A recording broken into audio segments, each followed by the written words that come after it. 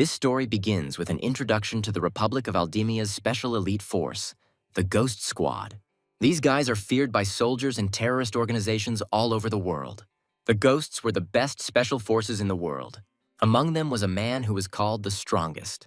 He took part in many battles and distinguished himself in each one with his unrivaled skills. The man's name was George Sai. He was a tall man with black hair. Like a machine, he destroyed all his enemies. People trembled before him and reverently gave him various nicknames. One of them has become firmly established among the man's allies and enemies. George was called Mr. War. However, the events of July 6, 2025 changed everything. On this day, the strongest fighter George Sai will die in battle. On July 6, 2025, at 2:16 a.m., Special Forces began an operation to destroy the terrorist organization. The helicopter approached the building, but the wind was too strong and landing was impossible. The pilot said they would have to look for another landing point. The squad captain, a man named Beck, reported over the radio that it would no longer be possible to catch the enemy by surprise. The man understood that if they broke into the building, half of the squad would die, so they had to act according to plan and look for a landing point. At that moment, he saw George take out a rope and begin to throw it overboard the helicopter. Captain Beck tried to stop him, but the guy only said that they would have to meet at point B. Buck rushed towards George to intercept him, but it was too late. The pilot stopped the helicopter so that the landing would not be too hard. George descended alone into the enemy's lair. The guy landed and listened to the sounds. He was determined to catch the enemy off guard long enough for the rest of his squad to find a landing point. Captain Beck ran up to the pilot and asked if they could go back for the boy and was told no. Buck was angry with George for his wayward behavior, but there was nothing he could do about it.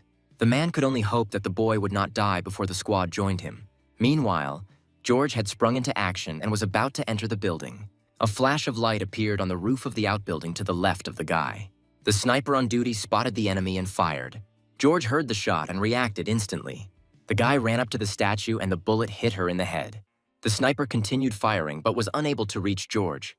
When the shooting stopped, the guy looked out from behind the statue and fired towards the sniper. All 3 shots hit their target, taking out the sniper. Unable to hold on to the wall, the enemy's body fell down. However, at that moment, an enemy approached George from behind. Hearing the click of the gun, George slowly turned his head. Seeing this, the terrorist ordered him not to move. George looked forward again and raised his hands up. The guy heard his opponent slowly pulling the trigger. The next second, George struck his opponent's arm with his elbow, thereby pushing the pistol away from himself. The guy hit his opponent in the legs with a spinning kick, knocking him down. The blow caused the terrorist to spin around and land right in George's arms. The guy applied a death grip to his opponent. With one easy movement, George snapped the terrorist's neck. At that moment, the sounds of an approaching detachment were heard. George turned and saw an enemy squad moving towards him. Without warning, they opened fire. George reacted instantly and picked up the body of the dead terrorist. He used it to protect himself from the shots. The guy raised his machine gun and said that he was clearly not welcome here. When the shots stopped, George let go of the body and grabbed the machine gun. He aimed straight at the leader of the enemy squad. The guy came closer to the column and started shooting. His bullets hit their target unerringly, and gradually the detachment began to thin out. Soon, every member of the squad was killed. Beck tried to contact George on the radio to find out if the guy was still alive. However, George turned off the radio without answering so that she would not draw attention to him. The guy headed straight into the building alone. Anyone who stood in George's way ended up killed. Meanwhile, things were unsettled at Point B as the squad continued to wait for George to arrive, but he was not responding on the radio. Beck's adjutant reported that they were ready for the assault and would begin in a few seconds. The captain was concerned about George's behavior, who was always throwing himself into the thick of things. At that moment, the door of the building they were supposed to enter opened. Captain Beck put his worries aside and got ready to act. The entire squad prepared for battle and took aim. However, the next moment, Beck began to lower his machine gun. George came out of the building and announced that they could enter, as he had already cleared the building. Captain Beck breathed a sigh of relief, but the rest of the squad were not so pleased. All that was left for the squad was to collect the bodies of the terrorists to clear the area. Entering the courtyard, the detachment saw many bodies. They dragged all the dead into a pile. Each member of the squad was once again convinced that George was a real monster.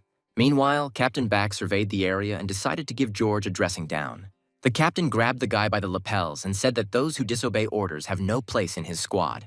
George replied that it did not interfere with the completion of the mission, and thanks to his actions, no one was injured. Captain Back was only more irritated by the boys' behavior. At that moment, an adjutant approached them and announced that the commander was calling for Beck. The captain left George and said that the boy was always disobeying his orders, trying to stand out. George saluted and said that he could only repay the captain for his trust by killing enemies and completing combat missions. The guy said that he was in no way challenging Beck's authority, but was simply carrying out the tasks assigned to them.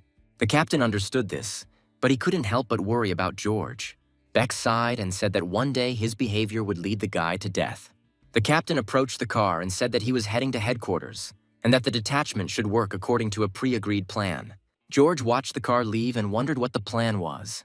The guy decided to check this with his colleagues and turned to face them. At that moment, all members of the squad pointed their weapons at him. The adjutant apologized to the guy with a smile on his face and said that this was the captain's order. The guy couldn't believe what he heard and began to retreat. He wanted to take the pistol out of the holster to try to fight back. However, the order was given and a bullet hit the guy's head. A huge number of bullets pierced George's body, throwing him towards the statue. Before his death, the only thought in the boy's head was whether Captain Beck had really ordered his death. George remembered his last conversation with the man and remembered him warning him that it would not end well. The image of a fair-haired girl named Sophia flashed before the boy's eyes, asking him to return alive. At first it became dark, but soon the guy began to hear strange sounds. Opening his eyes, he saw a dead man in front of him, who was right in front of his face. The boy smelled death and jumped up, throwing the body away from him. But soon he realized that he was in a whole mountain of half-decomposed corpses. The last thing the guy remembers is that he took part in an operation to destroy terrorists. However, George was distracted from his thoughts by the fact that the truck containing the corpses began dumping them into the sea. The guy still couldn't figure out where he was, but the possibility of falling into the water with the bodies didn't appeal to him. The corpses were dragging him along, not allowing him to grab onto anything. The guy was thrown outside the truck. At the last moment, George was able to grab hold of a rock ledge. The guy's face and hands were bandaged, but he still managed to save himself from falling. George pulled himself up onto his hands and looked down at the water. The guy stopped next to the truck and thought that he almost died. George had dealt with mountains of corpses before, but he had never seen such a degree of decomposition. Looking again at some of the corpses that remained on the rocks, he thought that they could have been the advance team from the Brazil region. From the open window of the truck, George heard the driver joking that they were just feeding the fish in Tokyo Bay. The guy jumped up immediately when he found out where he was. George removed the bandages that were bothering his face. The bandages were picked up by a cold wind and carried away from the shore. Now the view really did seem vaguely familiar to him. Japan was George's homeland, and now he is back. On July 6, 2025, George Sai died and was reborn on the island of despair. In this incarnation, the guy was thin, with dark hair and bright blue eyes. George stood near the cliff and tried to figure out how he had been transported to Tokyo Bay if he was in the Middle East. The guy realized that he had only one lead. George turned toward the junkyard and watched the truck drive away. They brought him here in this truck, which means they know how he got there. For some time, the guy tried to catch up with the truck, but it moved further and further away. George followed the car all the way into the forest. The guy's strength was rapidly fading, and gradually the guy moved further and further away from the truck. Soon the car disappeared from view altogether. George stopped and tried to catch his breath from running. The boy had not yet realized that he had been reborn in another body, so the fatigue was strange to him. George looked himself over for damage, but at that moment his stomach growled. The guy thought that he should first get some water and food. After some time, George was able to find a hollow tree in which rainwater had accumulated. The guy climbed a tall tree to rest and look at the surroundings from above. George thought that what was happening to him now was similar to how he had fallen behind his comrades in the jungle.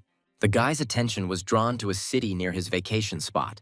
However, from the outside, the town looked very strange. The streets were littered with trash, but people still scurried along the alleys between the old houses. George decided to go down and take a walk around the area. From the outside, the place reminded him of Tokyo Bay, but something was wrong with the people. The guy once again stepped on mountains of trash on the street. George was sure that there shouldn't be such slums in Japan. At some point, the guy's attention was drawn to something on the counter of one of the street vendors.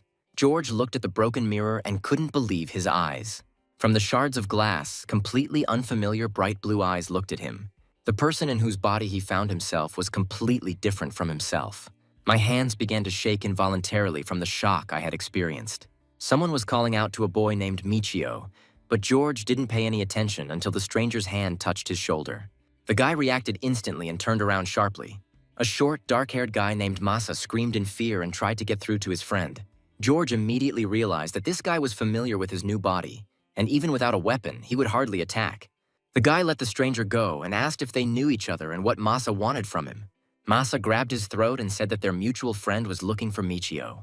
George realized that the boy did not wish him any harm, so he extended his hand and apologized for his actions. Masa accepted the helping hand and said that he was very glad that Michio was alive and well. The guy said that he was very worried about his friend, as he was constantly beaten. George helped the boy up and asked why he was being beaten all the time.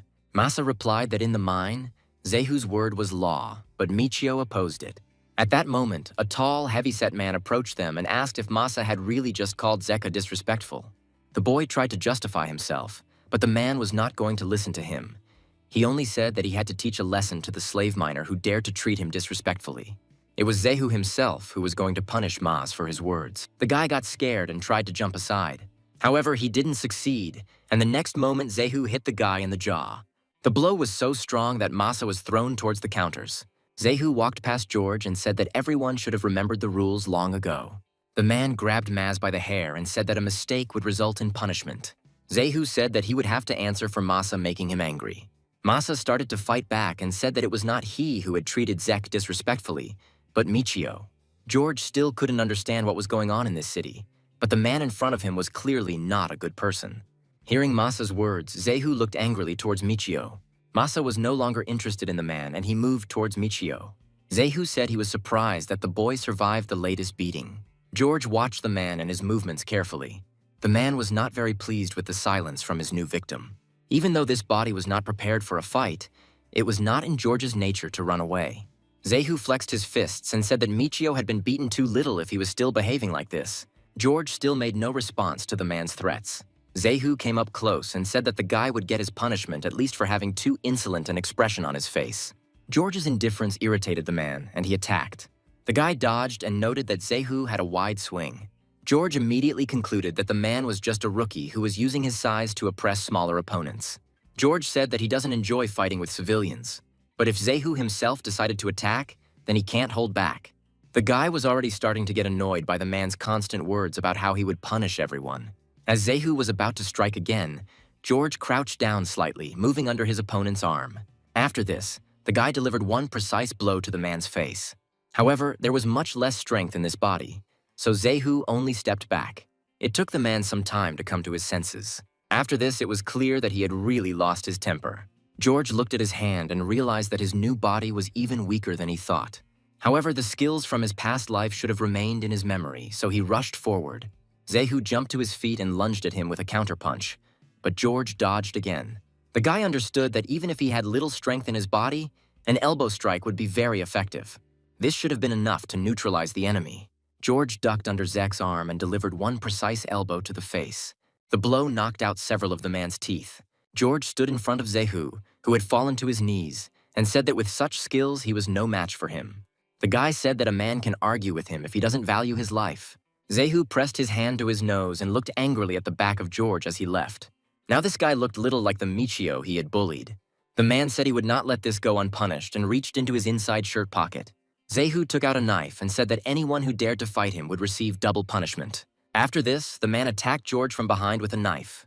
The guy was ready, as he expected a similar attack from the enemy. At that moment, George heard someone running towards him. The boy in shabby clothes pushed the guy aside to shield him from the knife blow. George looked at the boy in surprise, momentarily at a loss. Zehu had no intention of stopping, even after a child stood in his way. The boy closed his eyes and prepared for the blow. George had no intention of using the child as a shield, so he quickly pushed the boy back and approached Zek. The guy hit the man on the arm, pushing the knife aside and held him by the elbow.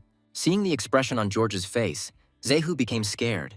The guy said that since the man decided to take out a knife, it meant he was ready to fight to the death. This time, George wasn't going to let things go unpunished. The guy delivered one precise blow to Zek's throat, making him cough. George turned and tripped the man. Continuing to hold Zeha by the neck, the guy slammed the man into the ground. The boy couldn't believe that Michio had fought back against his bully and even won. For a few seconds, Zehu tried to come to his senses, loudly clearing his throat. However, this soon bothered the man little as George was looming over him again. The guy climbed on top of Zeha and was about to deliver the finishing blow. For a few moments, the man was speechless. Realizing the danger he was in, Zehu began to scream and ask George to stop. The guy didn't listen to him and only said that when life is at stake, there are no words about mercy. George delivered the final blow to the man's face. The boy gasped in shock as he watched what was happening. Now Michio's face didn't look like the person he used to know. Zehu lost consciousness from the force of the blow but did not die. George looked at his hand and was disappointed that the punch was weak, despite the fact that he had put all his body weight into it. The guy understood that with such a weak body, he definitely had to do something. A little boy watched what was happening from the side. He couldn't believe what was happening, so he was in a stupor for a while. However, after a few moments, he came to his senses and asked what was going on here. The boy called George by his new name, which made the guy understand that they knew each other. The guy turned to the boy and asked if they were close. The boy was angry at this and said that Michio was bullying him. George thought it would be better to tell everyone that he had amnesia. Hearing this, the boy became embarrassed. He said his name was Kay and he lived next door. George walked away from Zehu and apologized, saying that he didn't even remember the boy's name. Kay couldn't believe what he heard and didn't understand what to do next. He ran after George, asking if the guy was cheating on him. Meanwhile, Zehu managed to come to his senses, but he couldn't move, thinking only about the fact that he absolutely had to take revenge on Michio. George decided to take another walk around the town to take a closer look at everything, and Kay followed him. The boy jumped around George and asked him to teach him how to fight. The guy said that first Kay should tell him more about this island. The boy explained that the island they were on was an industrial waste dump drifting in Tokyo Bay. Kay said it was nothing more than a giant dump. George thought that he had never heard of such an island before, and could not believe that such a place actually existed in Japan. Kay continued and said that on the island, men are forced to work in the mines. Women and children, meanwhile, can only sell things or collect trash. Kay said that there are no police or anything like that in this place, since the island itself is like a cesspool. George thought it all reminded him of a slum in a conflict zone, or worse. Kay ran up to one of the counters where there was food. It was obvious that the boy was hungry, but he couldn't afford to buy anything. The man behind the counter ordered Kay to move away since he wouldn't be able to buy anything anyway. The boy flared up and said that a man should not rush to conclusions. At that moment, George put a bill on the counter and said that he needed bread. The man looked at the banknote doubtfully, but still gave the bread. George gave the bread to Kay and said it was his thanks for telling him about the island. The boy thanked his friend, but then he asked where the guy got the money. George said he took them from Zehu as a trophy, although he usually doesn't do that. Kay looked closely at the man he had known very well before. The boy said that now Michio seemed like a completely different person. Kay called the guy to his home and went ahead, showing the way. Approaching one of the old, dilapidated houses, Kay knocked and called his mother. The woman sat up in bed and looked at her son, who was carrying bread in his hands, saying that Michio would buy it for them. The woman smiled and thanked the guy, offering to eat together. Kay refused, citing the fact that he was already full, but his stomach growled at the wrong time. The woman stroked the boy's head, and he said that his mother should not worry about him and should eat. George watched this, not daring to disturb the family idol, but at some point he caught the smell of burning. The guy immediately realized that the source was very close and hurried out of the building. However, someone had already barricaded the door, and all the boy's attempts to get out were unsuccessful. Kay didn't understand what was happening and was concerned about his friend's behavior. George tried his best to knock down the door, but he was unable to do so. A few moments later, the room began to fill with smoke and fire. Only now did Kay understand the reason for Michio's behavior. The door of their house was barricaded by mine workers and set on fire. The order was given by none other than Zehu himself, who was standing nearby. Several other workers were armed with knives in case anyone managed to escape from the building. Zehu licked the knife with a crazy look and said that this was punishment for Michio daring to go against him. George tried his best to open the door, but he couldn't do it. The guy realized that it felt like there were about 8 or 9 people holding the door. George thought that even if they could leave the house, they would still die. The guy looked around the room to find something that would help them escape. He urgently needed to find something he could use as a weapon. There were many different things on the old table. One of these things caught the guy's attention. In the bag lying on the table, George saw the very thing he needed. Grabbing the bag, the guy ran to the door again. Kay didn't understand what exactly his friend was going to do, but he decided to stop him. The boy tried to find out from Michio about his intentions, but he never received an answer. A couple of seconds later, George reached the door and kicked it with all his might. At that moment, only 2 people were holding the door, and they were thrown to the side by the unexpected blow. The workers were already ready, and one could tell from their faces that they were acting not on orders, but of their own free will. Seeing the guy, Zehu laughed at him and gripped his knife tighter. The man ordered the workers to surround Michio from all sides. The workers immediately carried out Zehu's order and did not allow George to move away from the burning house. They were serious about killing the guy. George looked at Zeha and asked why he was following him again. The man smiled, thereby revealing several knocked-out teeth, and said that this was a matter of course. Zehu started talking about his favorite phrase about punishment again. The man said that the boy not only insulted him, but also harmed him, and for this, the maximum punishment is death. George looked at Zeha without a shadow of fear and said that in that case, he had no other choice. The guy said that he would definitely destroy Zeha this time. However, the man was completely confident that this time the guy would not be able to stand up to the huge crowd. At that moment, Kei and his mother were making their way out of the burning house. Near the threshold, they saw Michio, who had dropped to one knee and was bending over. George heard the sound of footsteps behind him and looked back. The boy told Kei to run away with his mother when the opportunity arose. The smoke made Kei's eyes water, or perhaps the boy understood the inevitability of Michio's fate. One of the workers heard George's words and rushed to the attack, saying that he would not allow anyone to pass. George picked up a bunch of small stones from the ground. He calmly waited for the moment when the enemy came close enough to him. George shifted the bag into his right hand and struck, moving slightly to the side. The blow landed on the opponent's head, causing him to fall to the ground. Kei stood frozen in place, watching Michio fight intently. After this blow, Zehu was no longer so confident in his abilities. The man couldn't understand how the guy could win without having a weapon. However, the worker lying unconscious on the ground left no doubt about the boy's abilities. George clutched the rope that held the bag tightly in his hand. The bag itself was filled with stones that he had collected from the ground some time ago. It was called Blackjack, a small bag filled with stones that served as a weapon. Thanks to the momentum of a pile of stones, it can deal massive damage. Despite the simplicity of the design, many mercenaries prefer such tools. George didn't wait for the next person to decide to approach him and rushed into battle himself. The workers reacted immediately and began an attack. George didn't need to use much physical strength to deliver powerful blows. Due to the centrifugal force when the bag was untwisted by the rope, a large force was created. A multitude of small stones impacted on each other, which made the impact even more powerful. It was one of the cheapest but most effective means of defense in an emergency. Zehu began to gradually retreat back when he realized that the guy was rapidly approaching him. George eliminated everyone who stood in his way. Soon there was no one left between him and Zehu, and they stood opposite each other. The guy said that now only Zehu was left. The man was speechless with horror and even began to beg the guy for mercy. Realizing that this time, too, requests would have no effect, Zehu rushed at George with a knife. The guy easily knocked the knife out of the man's hand with one blow of the bag. For a few moments, Zehu froze in place, after which he screamed loudly. The impact broke the bone in his hand, and now he could not hold anything in his hand at all. The knife fell to the ground, and the man continued to repeat that Michio was still too young to defeat him. George came closer to Zek, who fell to his knees, clutching his sore arm.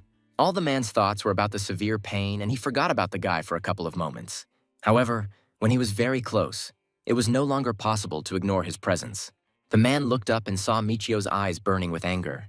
Forgetting his pride, Zehu began to beg for forgiveness and promised that there would be no more punishment. However, George did not give in to his persuasion and raised his hand with the bag, spinning it. The guy had already given Zek a chance to leave him alone once and already understood that he wouldn't leave him alone just like that. George apologized but said that any threat to his life must be eliminated. Zehu closed his eyes, expecting a blow to the head. At that moment, Kei grabbed George and begged him to stop. The boy said that there was no need to demonstrate one's strength like that, and that one should not kill a person no matter who he was.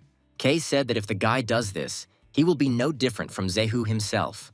The man took advantage of this pause and jumping to his feet with wild screams began to run away. George wasn't going to take his words back and began to spin the bag harder. He couldn't catch up with Zeha because Kei was clinging to him and refusing to let go. However, the guy could have thrown a bag at the man. For a couple of seconds, George took aim and spun the projectile harder. Adding all his strength to the throw, George threw the bag towards Zek. By inertia, the guy leaned forward, pulling Kei along with him. The bag flew at great speed towards the fleeing man. Zehu didn't see what was happening behind him, but he flinched from the loud crack. Turning back, he saw that the trunk of the tree into which the bag had landed had broken. George looked surprised that he missed. Zehu screamed louder than ever and tried to hide from sight, scaring the townspeople. When George no longer had the bag in his hands, Kay let go of him. The boy tried to catch his breath from the smoke and said that everything ended well. George did not share his joy because he understood perfectly well that despite his words, Zehu would never leave them alone. When the moon rose into the sky, Zehu arrived to see his boss. Their base was in a huge abandoned warehouse. Zehu fell to his knees in front of a tall, muscular man with blonde hair and said that Michio should be punished. Zehu said that the guy hit him and beat up all his people. The blonde man got up from the sofa and said that such behavior was unforgivable. Zehu was glad that his boss took his side, but his joy did not last long. The boss landed a strong blow to the man's face. Zehu didn't expect the blow, so he flew to the side like a limp doll. The boss said that he considered it unforgivable that the mine manager lost to an ordinary slave.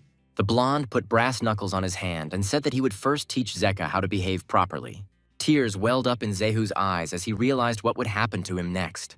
The boss dealt one blow after another until the victim stopped showing signs of life. Thick blood flowed from the man's hand and dripped onto the floor. The Doberman walked up to his owner and began licking the blood from his knuckles. The blonde raised his hand, clenching his fist tightly, and said that it was worth teaching Michio himself a couple of lessons. Kay's house burned down that night, and he and his mother no longer had a home. George found out from the boy where his house was and invited them and the woman to stay with him. The sick woman was laid on the only mattress, while the guys went about their business. Having finished laying out the surviving things, Kay went to the window and said that he had spent a lot of effort building that house. The boy was very upset that the house burned down in just a few minutes. The woman sat up on the mattress and asked Michio if he really didn't mind her staying with him. George said he didn't mind, but it was a deal, not a charity. The guy wanted the woman to tell him how power and food supplies were structured on the island. Kay couldn't stand this kind of behavior.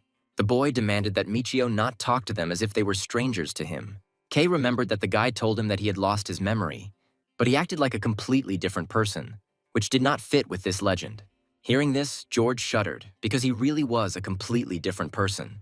The guy noted that Kay is indeed a very observant boy. George was once a soldier, but his life was cut short by the actions of his own comrades. Remembering his captain, the boy thought that it wasn't only Beck who was behind all of this. After some time of reflection, George was able to construct a bow from scrap materials. The guy planned to escape from this island as quickly as possible and take revenge on all the traitors involved in his death. Morning came, and George went outside to begin solving his main problem at the moment. His new body was very different from his previous one and did not have sufficient physical strength. George started the day with a vigorous workout. The body was unaccustomed to such stress and was shaking from the tension. The guy did a handstand to make the push-ups as difficult as possible. George bent his arms and sank almost to the ground. After putting in a lot of effort, the guy was finally able to straighten his arms and return to his starting position. He began to repeat the movements, but problems arose already on the second push-up. His body shook violently, letting him know that this was all he could do. George was distracted from his training by a familiar voice. Without dropping to the ground, the guy looked at the dark-haired guy running towards him. George sank to the ground and remembered that this guy's name was Masa. The guy also remembered that when Zehu approached them, Masa immediately shifted all the blame onto Michio in order to avoid punishment. The boy ran up to George and asked why he hadn't come to the mine yet. George thought this was a good opportunity to gather more information. After a while, the guy got ready and Masa accompanied him to the mine. Before starting work, the supervisor gathered the entire shift and ordered them to line up. The workers lined up in neat rows, but some of the men were beaten. George stood directly behind Maz to repeat after him if necessary. Feeling the burning gaze, George turned around and saw several battered miners looking at him with anger. The guy couldn't remember exactly, but he assumed that they were Zehu's henchmen whom he had beaten up the night before. The boss stood in front of the workers and demanded their attention. The man was about to say something about Zek, who was responsible for Group D, but he hesitated slightly. Unable to find the right words, the chief simply reported that Zehu was dead. These words shocked not only the man's henchmen, but everyone else as well. George thought about the fact that the last time he saw Zehu, he definitely did not leave him with fatal wounds. The boss said that now they need to appoint a new caretaker. The man pointed to Maz and said that he would now be in charge of the group. The guy was very shocked by this decision. After some time, the group began to carry out their duties. By talking and observing other workers, George learned that they worked in the mine from 7 a.m. to 11 p.m. Because work had to be done deep underground, conditions were very difficult. Each worker was covered in a layer of soot and dirt that was almost impossible to wash off. The work was not made any easier by the fact that the boss was constantly walking around checking the work, scolding the workers without reason. One of the men was kicked in the stomach because his boss thought he was working too slowly. The worker could not respond to such an appeal and only endured the pain, gritting his teeth. Masa came up to him and put his hand on his shoulder, trying to calm him down. The guy said that it was the same in all the groups, but the people watching there were real animals, and he would never become one. These words brought tears of joy to the worker's eyes, and he thanked Maz. The guy watched his group work and advised the workers to stop when they were already exhausted. George watched all this silently from the sidelines. At that moment, the mine manager approached them and asked what Masa was doing. The man pushed Maz aside and said he was too soft to be a caretaker. The boss approached the resting miner and said that he hated softies. The man asked the worker if he should be taught a lesson for this. At that moment, a pickaxe landed next to the chief's leg and hit him in the leg with one end. The man winced in pain and asked what was happening. He heard one of the workers apologize in a mocking tone.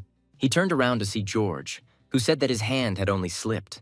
However, the guy's look said that he did it on purpose. The boss approached the guy and asked what his problem was. The man said that simply apologizing was not enough, so the guy needed to be reminded of what discipline was. At that moment, a loud male voice echoed through the mine. The boss shuddered and turned around in fear. The boss who had killed Zeha earlier was walking towards them. The blonde said that he liked the idea of a fight and would like to take part in it. All the workers flinched when Boss Kusanagi appeared. The mine manager was scared and said that he would never dare raise his hand against his boss. However, these frightened words angered the man. Kusanagi immediately rushed forward. The mine foreman tried to step aside, but the boss was much faster. Taking a swing at the man, Kusanagi said that those who do not listen to him must die. The next second, the man delivered one precise, powerful blow. The helmet immediately flew off the chief's head, and the man's body fell in a senseless heap to the ground. Everyone was shocked by what was happening and did not dare move. Masa was so frightened by Kusanagi's insane strength that he couldn't help but scream. Now George realized that he had come here not just to survive, but to fight back. Even though the mine boss wasn't a good man, his fear of Kusanagi meant that he was a scary man. The boss smiled and asked who wanted to fight him next. The man looked at George and asked if the boy was ready to fight him. The boy answered directly that he doesn't fight without a reason, which worried Masa, who tried to stop him by calling out Michio's name. Having learned the name of the guy who dared to answer him so brazenly, Kusanagi immediately realized that his main target was standing in front of him. The man rushed at George, saying that he was exactly the one he was looking for. The guy immediately took a defensive stance, preparing to defend himself. The rest of the mine workers retreated in fear, afraid of falling under Kusanagi's hot hand. The man, with an enthusiastic smile, began to deliver one blow after another. George gradually retreated back, unable to change the situation in his favor even for a second. Masa was very worried that at this rate Michio would be killed. A flurry of quick and accurate blows rained down on George. The new body felt heavy from every blow, but the guy tried to hold on. George noted that Kusanagi is truly a master of his craft. However, he was still able to see one weak point in the man. Like Zehu, the man has a flaw in his technique. His swing is too wide. George decided to take advantage of this, just like last time. When Kusanagi struck again, the boy suddenly ducked and stepped under his opponent's arm. The blonde noticed it immediately and looked a little surprised. A light lit up in George's eyes, and he thought that now the power was on his side. The guy delivered one precise blow to the opponent's face. All the miners were shocked by what they saw, because no one had been able to hit the Kusanagi before. Masa was on the verge of losing consciousness from shock. George froze in his position as if his target had not moved. The boy quickly looked up and met Kusanagi's face. The man smiled maliciously, squeezing the guy's fist, which had not hit him in the face. Kusanagi was impressed with George's skills and challenged him to beat each other unconscious. At that moment, a loud voice echoed through the mine like thunder, ordering them to stop. The mine workers looked as if death itself had decided to greet them personally that day. Even Kusanagi stopped and looked at the man who had arrived in surprise. All the mine workers at that moment fell to their knees, pressing their heads to the ground. The escort said that Director Akechi had arrived. A man in a long black coat walked along, accompanied by two senior miners. The workers bowed before him, forming a passage. The director adjusted his glasses that had slipped off his face. This man was the owner of the mine. George looked at Akechi and immediately realized that he was the one in charge here. The director ignored the boy who had not bowed and turned to Kusanagi. The blonde flinched at the man's address and turned his gaze to Akechi. The director said that Kusanagi could not hurt his workers just because he was itching to get his fists in. Akechi asked if the blonde wanted him to report all this to the Marquise. Kusanagi shuddered at the mention of the chief. The man began to justify himself by saying that he was not crippling the miners, but had simply come to give them an edifying beating.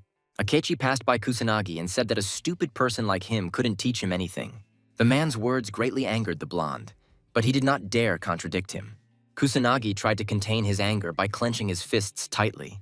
Akechi approached the miners, who were bowing low, and asked what they were doing. The man said he doesn't pay the workers to kiss the ground. Akechi said that they must dig every second they breathe.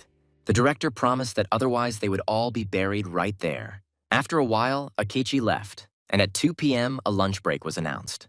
For food, ordinary miners received a portion of cold and tasteless rice.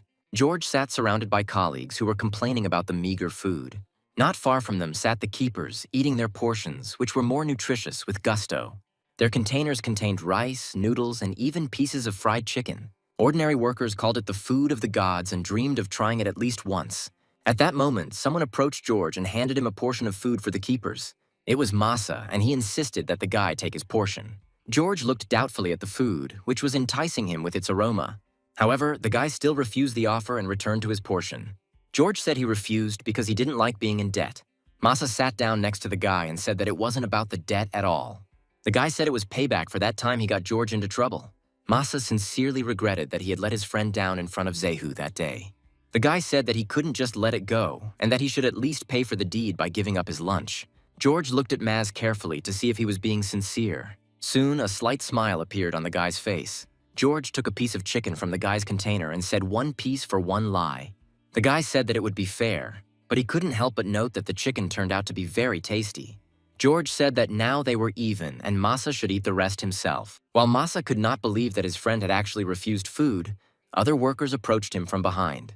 They pounced on the guy, simultaneously pushing each other away from the desired food. Masa tried to stop them and promised that he would give each of them a piece.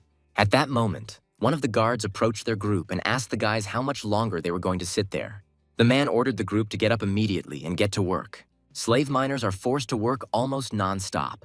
They had no rights as people, which often led to dire consequences. While working, one of the workers fell to the ground from exhaustion. Masa saw this immediately and ran to the man to help. The guy tried to bring the worker to his senses, but the supervisor ordered him to step aside.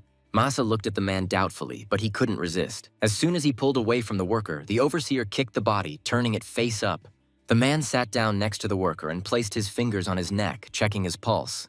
A few seconds later, the guard clicked his tongue in irritation and said that the man was dead. Masa couldn't believe what he heard and took a couple of steps back. The warden turned to Group A and ordered them to throw out the body immediately, as it was from their team. Trembling with fear and despair, Masa volunteered to carry the man's body out of the mine. Before leaving, Masa, with tears in his eyes, asked Michio not to overexert himself. George watched quietly as it happened and realized that this was truly a terrible place. Here, people were forced to continue working even after the death of one of the miners. Even a funeral in this place was not a reason not to work. People became so exhausted from poor food and hard work that they fell dead. There was no respect even for the bodies, as they were simply thrown away. In this place, even human life was worth nothing. George looked at the helmet that remained from the dead miner. The guy understood that he couldn't leave all this unpunished. When the clock struck 11, working hours were over and the boss rang the bell. People continued to work until the very end and did not sit down even once after lunch. The boss ordered the workers to lower the tool. Maz's legs were shaking from a hard day's work, and he was incredibly glad that they were done for the day. The guy looked at George in surprise and couldn't understand how he could still stand on his feet. George took off his helmet and said that he was already used to such loads. Masa couldn't remember Michio being this strong before. At that moment, the shift supervisor approached them and rang the bell, ordering them to hurry. Masa became alarmed and said that they were already on their way. At the end of their shift, all slave miners are forced to undress. In an exhausted state, the workers must go out naked. The shift supervisor controlled all processes so that no one would even dare to think about taking anything out of the mine. Climbing out of the mine after a 16-hour shift was very difficult, but they were constantly urged on. Each worker was thoroughly searched to prevent theft of ore. Everyone was searched to the maximum extent, as if they were in prison. Only after this were they allowed to return to the surface. On leaving the mine, they were allowed to dress and ordered to line up in rows. The boss called each slave in turn by number and handed out their wages for the day. When it was George's turn, he saw that for such hard work, they were only paid 1,000 yen a day. The guy stepped aside and put the bill in his pocket. Behind him, George heard one of the workers accept the money with great gratitude. The man lovingly rubbed himself against the banknote and said that it made him happy. George didn't understand how a man could be happy with that amount of money. A few moments later, all the workers heard the sound of wheels. Smiles broke out on the faces of many miners. George felt something was coming, but he couldn't figure out whether it was good or bad. Almost all the workers shouted joyfully, anticipating the appearance of the unknown. They started salivating with anticipation. Soon, a mobile snack stand appeared in front of them. The woman in uniform said with a smile that the men had done a good job and now it was time for a smile sale. The girl at the kiosk said that today was Miners' Thanksgiving Day, so there was a 20% discount on all goods. George realized that there was nothing dangerous about it and relaxed. At that moment, all the miners ran past him towards the chute with joyful smiles on their faces. The first miner spends 320 yen to buy beer and a small bag of chips. The woman gave him another pack of squid for working hard today. The men, as if possessed, climbed to the stall and wanted to buy beer and snacks, thereby spending the money that they had earned so hard today. They saw no other joy in life than spending all their money on one bottle of beer and a couple of snacks. They drank and enjoyed the intoxicating taste. One of the workers took a few sips and said he felt happiness in every cell of his body. Another man said they didn't understand anything, because saving on Thanksgiving Day was the height of inefficiency. He said he was going all in and quickly began to devour the beer and snacks. That evening, he spent all the money he earned. George looked at what was happening in shock. They had just been treated like slaves, and suddenly this drastic change happened. Masa didn't buy anything and stood next to George, watching with envy as his colleagues greedily devoured their food. George asked why the guy didn't buy anything for himself. Masa wiped away his drool and said that he also wanted to buy something for himself, but he couldn't. The guy swore to himself that he would not buy anything until he got a pass to Paraiso. George asked what the pass was for, and Masa immediately remembered that the guy had amnesia. The guy said that they were told about this as soon as they arrived on this island. That day, the owner of the island gathered them and said that from that day on, they would be slaves crawling in the mud. They were given just enough food to keep them from starving and forced to work to the limit of their abilities. That day, they were told that they could get out of here if they saved up 1,000,000 yen. They were shown the Paraiso Pass and told that it was their key to freedom. Having learned about this opportunity, everyone was incredibly happy, and all who arrived were confident that they would definitely be able to save up. But that was before they learned what was really going on the island and what the salaries were like. Now the people who were shouting the loudest about saving were mindlessly spending the money on beer and snacks. Masa looked at them from the side and told his friend that he had decided to run away from here so he couldn't buy anything. The guy was determined. Masa said he wouldn't pay attention to how much he was kicked. Even if he collapses from exhaustion, he will save every yen to get off this island. Now George understood why even in such a hell there was no rebellion from people. A carrot is constantly dangled in front of the slaves' noses, which encourages them to work. And this carrot is the hope for salvation. The second carrot was the pleasures that people were lured to with the help of trays with alcohol and snacks. Lost in the momentary pleasure, the slaves forgot about the hope of salvation and remained on the island much longer than they had originally planned. The guards standing above them understood this perfectly well and therefore encouraged their desires. They intimidated people, leading them to the desire to forget about the hardships of life. After this, a saving remedy for fatigue and fear arrived, and people took it without hesitation. George was sickened by this kind of duplicity. The guy took the money he had earned today out of his pocket. George approached Masa and asked how much he had left to save before he got his pass to Paraiso. The guy was afraid that his friend might be interested in this in order to rob him. George leaned over to the boy and reassured him, saying that he wouldn't tell anyone about it.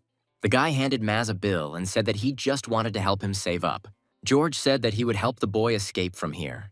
While all the other miners were enjoying their snacks, two guys stepped aside. Masa told George that he still had 60,000 yen to save.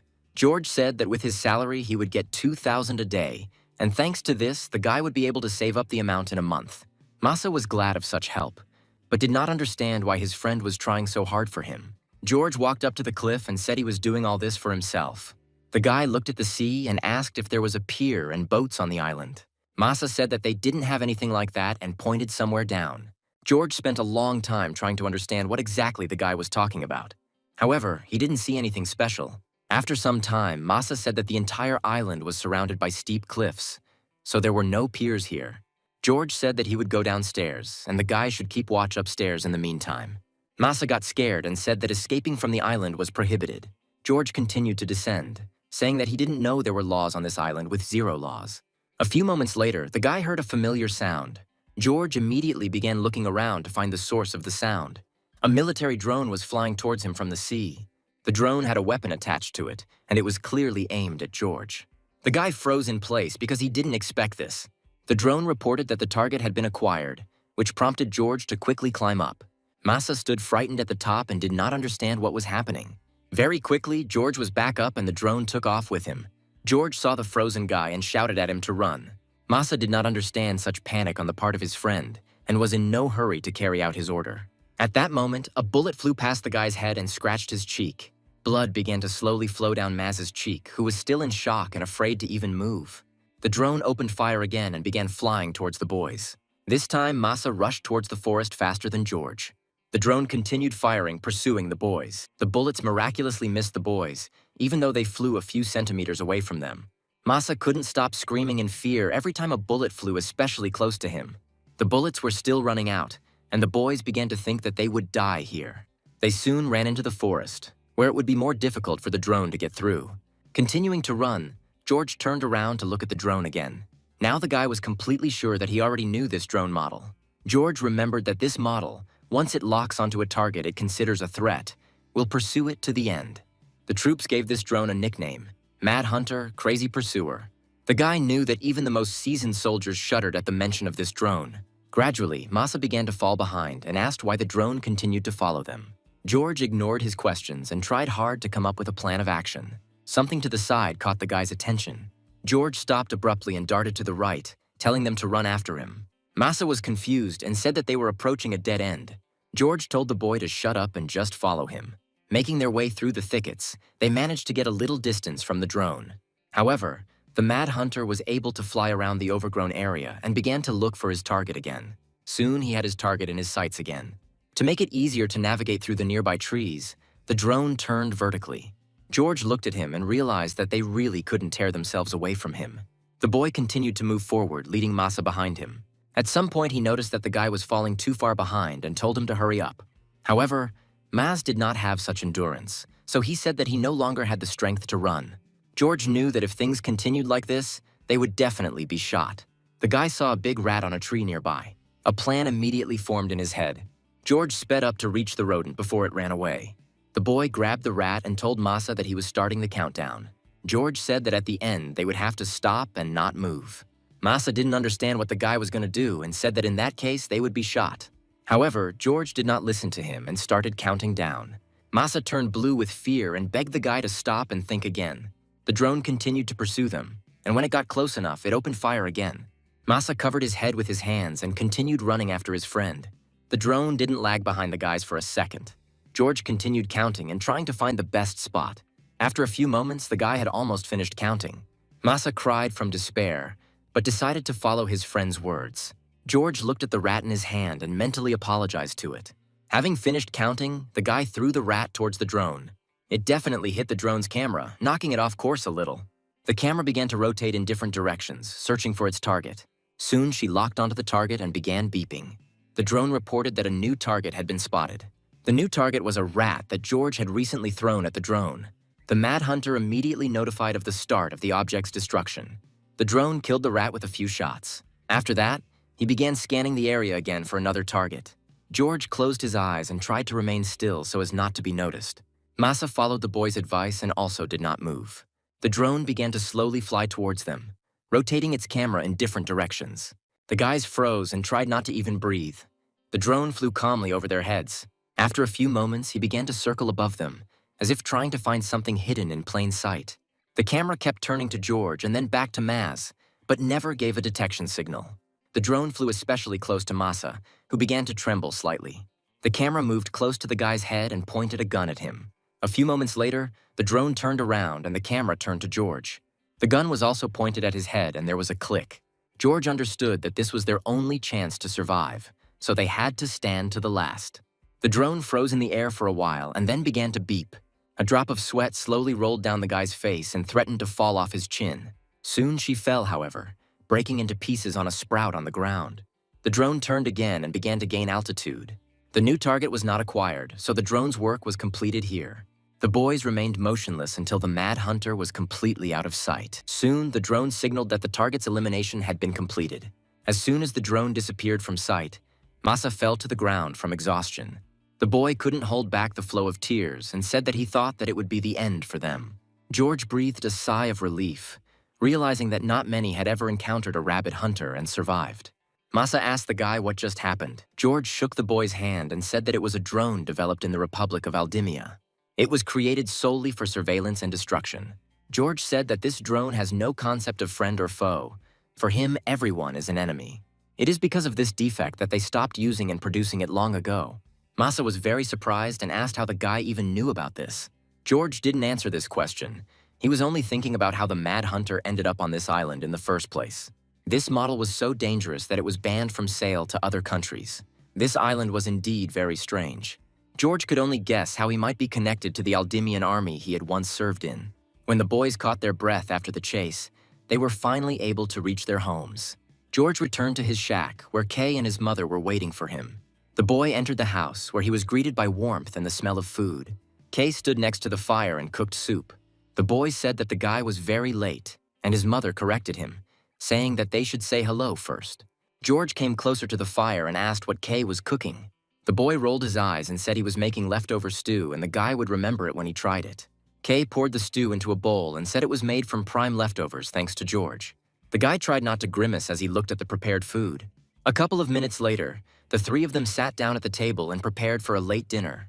Kay sniffed the stew and said it smelled delicious. George cautiously took a spoonful to try it. The dish tasted terrible, making him doubt that it was even meant for human consumption.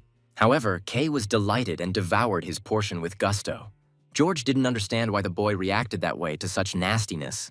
The guy leaned over to the boy's mother and asked why he was acting like that. The woman said that on this island, even saying hello is quite difficult to learn, and the boy had lived here since early childhood. He had eaten things much worse in his entire life, so the stew made from the leftovers made him very happy. The woman recalled that he once had to eat noodles with worms, so the disgusting food was familiar to the boy. It was clear that the woman was very upset by this, so George did not comment on it. At that moment, Kay found a shrimp tail in the stew and was very happy that he had come across a piece of meat. The boy ate his portion with great pleasure. Soon he said that he had eaten his fill.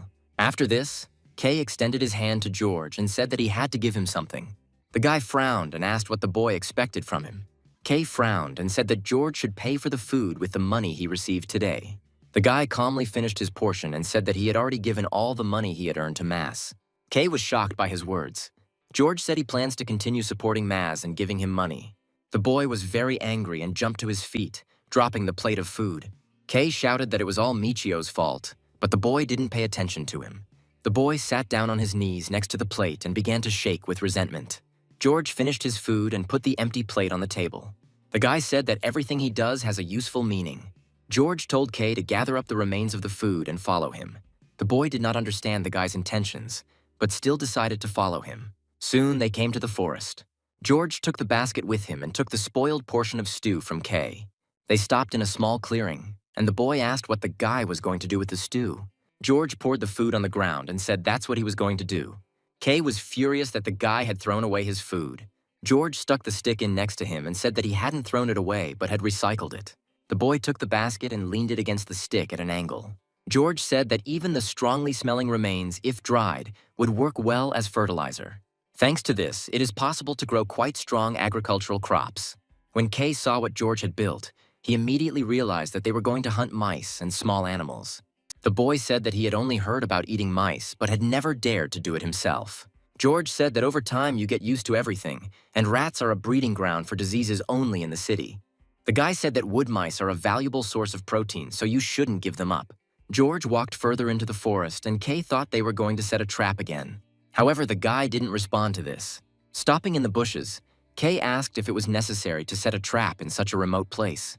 George replied that this was necessary because in the forest the animals felt calm and came closer. Soon, Kay noticed what the boy had been looking at for so long. Ahead, on a tree branch, sat a small bird, which was reaching for a caterpillar and was caught in a trap. This is exactly what George was going to show him. The bird fluttered, but the rope was tightly wrapped around its neck. George asked if that would be enough to pay for the stew. Kay beamed with happiness and said that this was more than enough. We are transported to the mine's administrative building. The mine managers submitted their reports to Director Akechi. Overseers reported that 9 slaves died in 1 week, with exhaustion or overwork being the main cause of death. Deputy Director Eugene said that the slaves were just like people, so they should increase their food portions and give them time for breaks. The director only smiled at these words. He tossed the papers up and said that the word life was not on the list of criteria for evaluating the head office. The deputy tried to insist, but Akechi ordered him to stop bothering him. The man said that if production volumes increased, his assessment would improve, and a promotion to head office would not be long in coming. Akechi said that he didn't want to sit on this damned island forever. The man said it didn't matter how many slaves died extracting these resources. For a few moments, the office fell silent, after which the deputy gave in. The director ordered to continue with the countdown. Another mine supervisor stepped forward and reported that the payroll recovery rate was around 90%. The man said that the slaves had behaved as usual this week too. As soon as they received the money, they spent almost all of it right at the exit of the mine. The guards openly laughed at the slaves' stupidity. Akechi said that slaves are just cattle that go for carrots. The director asked if there was any other news. One of the guards said that one guy from the 8th group was saving up for a pass. These words caused laughter among the other guards because they could not believe it. Akechi, however, took this situation more seriously, since one guy from this group had already caught his attention. The next day, Masa came to Michio's house to go to work together. George answered the knock on the door, but his voice came from somewhere behind the house. Masa thought this was strange, so he carefully peered around the corner of the house. Seeing what his friend was doing, the guy perked up. George tied the cloth to a protruding rebar on the roof of the house and pulled himself up with one arm. Masa watched what was happening for a few moments, not understanding anything. George looked up from his exercises and asked why the boy had come to see him. Masa said that he planned to go to work with the guy, after which he asked what his friend was doing. George jumped to the ground and said that his body was too weak, so it needed to be strengthened. The guy said that he has one goal that he strives for with all his might. Rubbing his wrist, George said he needed to develop his physical fitness to move forward. Masa chuckled and said that the guy was very strange, and between training and work, he had to choose the latter. At that moment, Kay came out of the house and asked why they were making noise since early morning. Seeing Masa near the house, the boy became a little scared and asked who he was. The brunette turned to Kay and introduced himself, saying that he worked with Michio. The boy immediately perked up, realizing that it was this guy to whom George had given his salary. Kay held out his hand and demanded the money he was going to use to buy food. The boy grabbed his stomach with his hand and said that they constantly didn't have enough money for food. Masa froze in place, as the image of his little sister seemed to come to life before his eyes. The boy recalled that the girl also held her stomach and constantly complained that she was hungry. Back then, although they were not yet well off, they could afford to buy normal food. Masa often cooked for his sister, and every time the girl was pleased and gave her brother a radiant smile. A slight smile couldn't help but appear on the boy's face at the memory of his younger sister. Masa squatted down and apologized sincerely to Kay. The guy promised that next time he would definitely bring something tasty, so the boy shouldn't be angry with him. Kay looked away, but agreed to this condition, asking to bring something worth 1,000 yen. It seemed as if Masa had found in the boy what he had been missing for a long time, and Kay did not feel threatened by the boy and was unconsciously drawn to him. While the guys were talking, George finished his workout and put on his sweatshirt. After some time, George and Masa started their shift in the mine. Masa kept a close eye on his team while he worked. It was this that allowed him to notice that one of his charges, named Hao, was completely exhausted and was having difficulty carrying the stones. Masa immediately shouted to a worker named Isaiah to help him. Isaiah immediately reacted and ran to his colleague so that the two of them could drag the stones to the right place. The workers divided the load between them to make it lighter. At that moment, Director Akechi's voice was heard, saying that Masa had excellent leadership qualities. However, these words made Masa afraid. The director approached the guy and said that Masa constantly monitors safety, and this is very commendable. The guy took off his helmet and asked if Akechi really knew him. The director took a couple more steps forward and said that his people had told him about the guy. Akechi said reports indicate Masa is managed without violence and is improving productivity. Stopping in front of the guy, the man said that the rumors were true. Masa was delighted that they had come to praise him, which brought a smile to his face. The boy bowed low to the director and said that it was a great honor for him to hear such words. Akechi smiled and said that Masa could relax. The man said he had come to give the boy a special award for his efforts. Akechi said that when a person has a goal, his motivation also increases. George was wary of the director's visit and words, but did not enter into conversation. A few moments later, Akechi said loudly that presenting the award in front of everyone was very dangerous. The man said that people are very envious by nature and can say all sorts of things. Akechi called Masa to follow him so they could talk in a safe place. Before going to get the director, The boy approached George and asked if he could get a pass. George said he had a bad feeling about this, so Masa should be on guard. Masa said that maybe he was exaggerating, but it seemed to him that the director was not as bad a person as they said about him. After that, the boy ran after Akechi and his team, waving goodbye. George watched Maz go, but the situation made him nervous. Before following the director, Kusanagi asked George if he was worried about his friend. The blonde said that they were going to throw a small house party for the guy now. These words made George convinced that the director had not come for Maz with good intentions. After some time, Masa brought Akechi and his men to his house. The guy wanted to proudly present his house and honestly said that this room was not worthy of such guests. Akechi said that it was okay, as the enclosed space would be even better for them. The guy calmed down and invited the guests to come into his house. Masa suggested that they settle in while he prepared some tea. The guy kept smiling, because he believed that they had come to him with pure motives and would not judge him. However, his expectations soon collapsed like a house of cards. Akechi covered his nose with his hand and said that this room was even dirtier than he expected, so the unpleasant smell made his nose hurt. Masa froze in place, not understanding such a sudden change in the director's mood. The next moment, Akechi ordered his men to search the entire room. Several of his subordinates immediately began turning the house upside down. Masa looked at them in shock and did not understand what was happening. He was distracted by the people searching the room and didn't notice at all that Kusanagi approached him to hit him. The blow landed in the stomach, causing Masa to fall to the ground and start spitting out bile. Before the boy could recover from the blow, one of Akechi's men sat on top of him. The man twisted his arms behind his back, pinning him to the ground. Another person started searching the guy himself to find something. Akechi interrupted Masa's screams and said that he knew the boy was going to buy a pass. Only now did Masa realize that the director and his men had come to his house to take his money. Without waiting for an answer to his questions, Akechi grabbed the boy by the hair and said that he hated waiting. The director said that if Masa spoke right now, he would only lose money. The guy couldn't believe that all of Akechi's words were lies, and that there really was no path to freedom. The director just laughed at Masa's naivety and said that slaves really were as stupid as animals. The guy didn't understand why the man was treating him so cruelly because he had done nothing wrong. Akechi's patience ran out, and he said that Masa was just wasting his time. The director hit the boy's head on the ground. Rising from the ground, Akechi straightened his coat and ordered the tools to be brought. A few moments later, one of the subordinates took out a pair of pliers. Masa looked at the instrument with horror and did not understand how it could be useful. However, all his questions disappeared when Akechi's subordinate grabbed him by the hair, lifting his head and grabbed one of his teeth with pliers. Masa screamed in horror and began to beg the man to stop. The force with which the man squeezed the pliers caused the tooth to crack. Akechi watched what was happening with delight. The subordinate jerked his hand sharply, pulling out Maz's tooth. The guy screamed in pain at the top of his lungs, and the capillaries in his eyes burst. Akechi said that he warned Masa about what he should have said earlier. The man reminded him that if the boy had given up, he would only have lost money. The director ordered his men to continue until Masa told where he had hidden the money.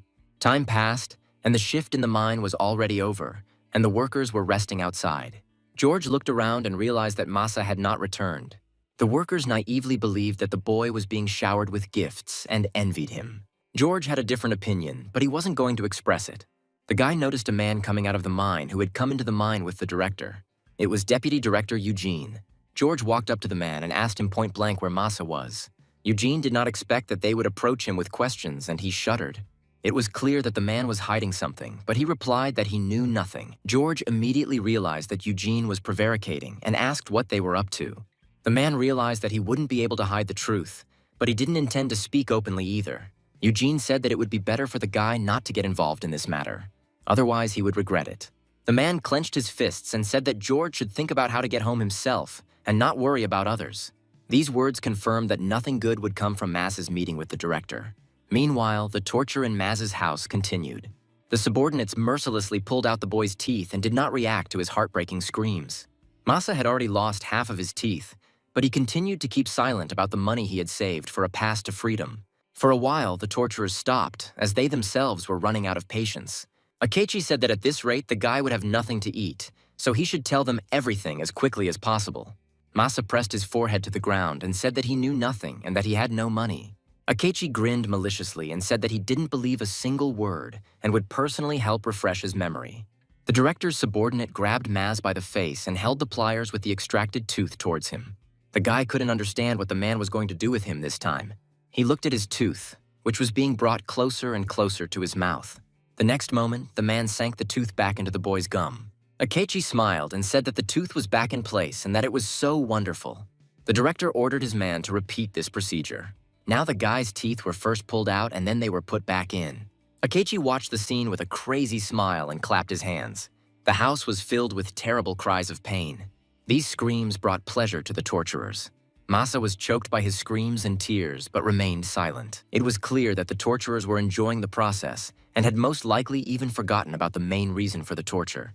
Akechi's eyes turned red from the emotions that filled him. After some time, the torturers stopped, and Masa spat the teeth out of his mouth.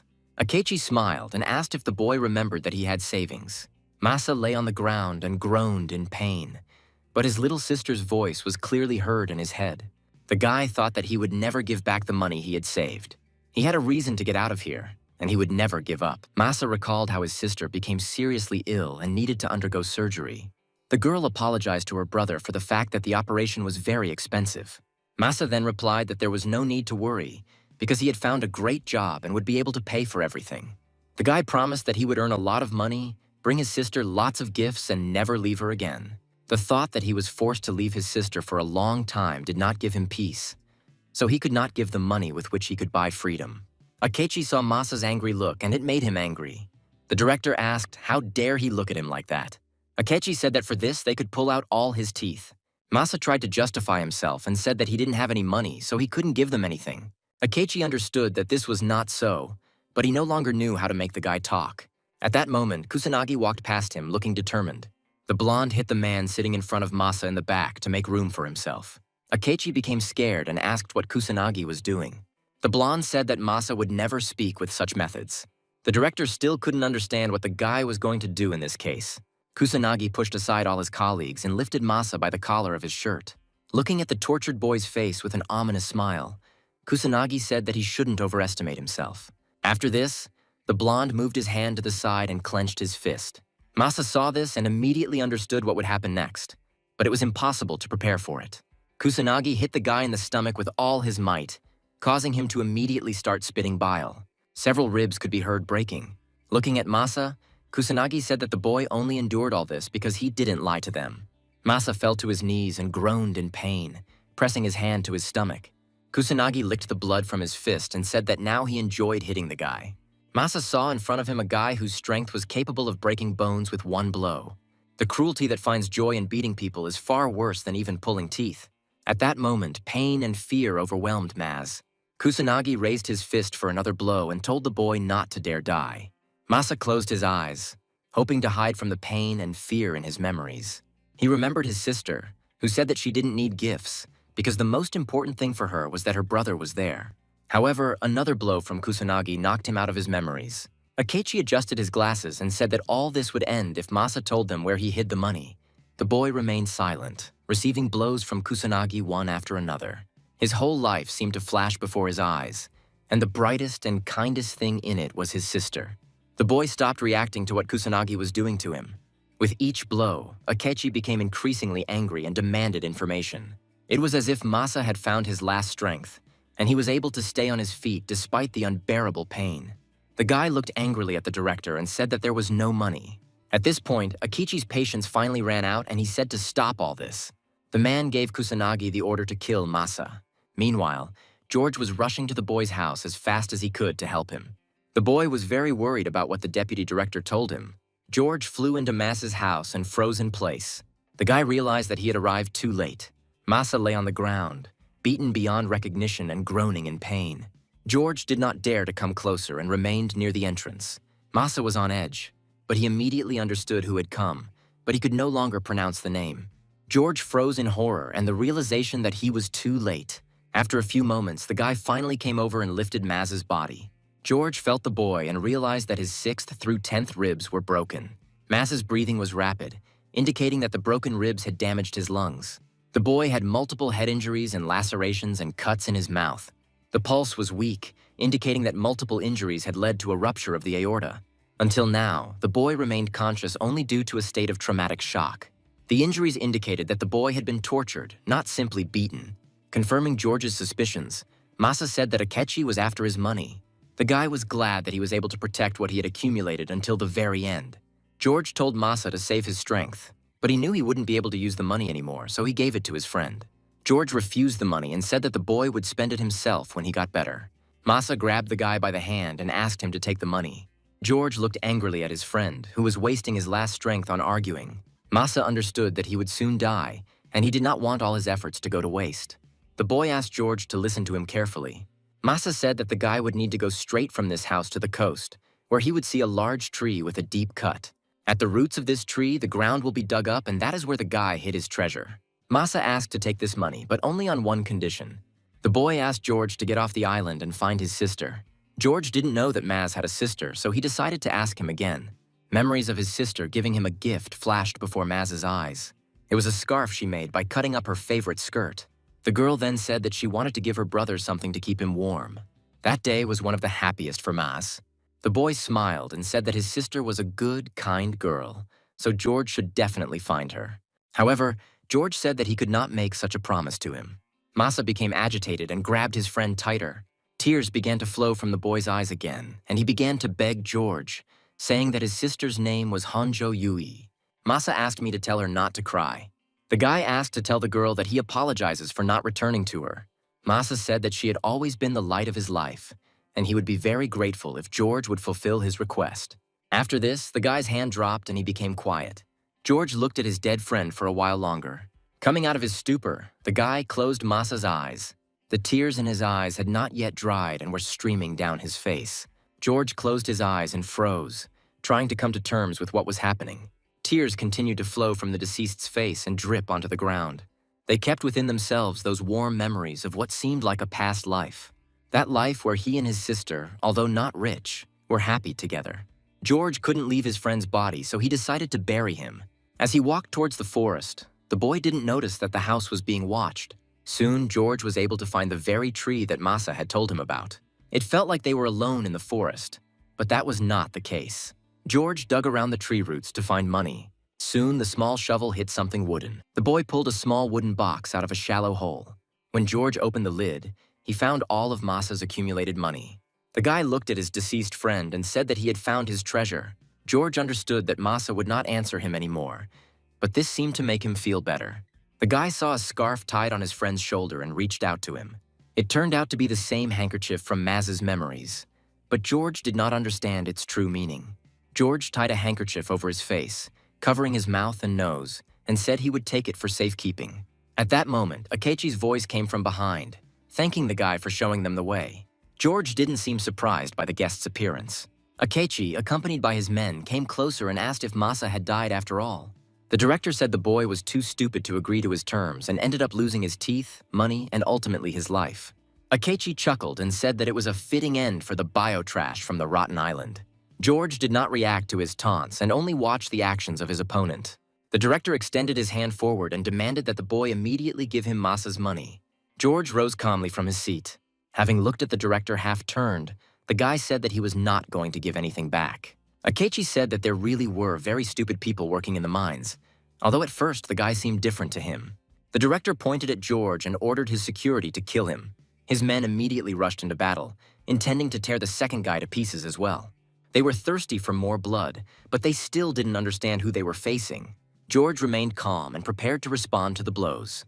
The guy's eyes seemed to be burning with a turquoise flame. George hit the first guard who approached him in the face, ducking from his blow.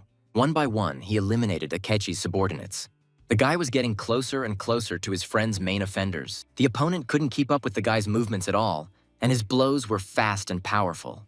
The director's subordinates were unable to cope with their tasks. Several people rallied together, and while George was attacking one of them, he decided to come from the side. However, his boyfriend managed to eliminate him with one punch to the jaw. The closer George got to them, the more worried Akechi became. Soon, only 3 people remained on their feet: Akechi, Kusanagi, and George. The guy said that it was the most valuable thing for Maz, so he should take revenge for trying to take it. Seeing his guards wiping away the blood and unable to stand up, the director called them useless nobodies and reached into his inside coat pocket. Akechi pulled out a gun and pointed it at George, complaining that he always had to do everything himself. The guy was ready, because it would be very difficult to avoid being hit by a bullet in an open area. However, Kusanagi did not allow the director to shoot, saying that it was a shame to waste bullets on this. The blonde stepped forward and flexed his fists, saying that now they could continue what they had left off in the mine.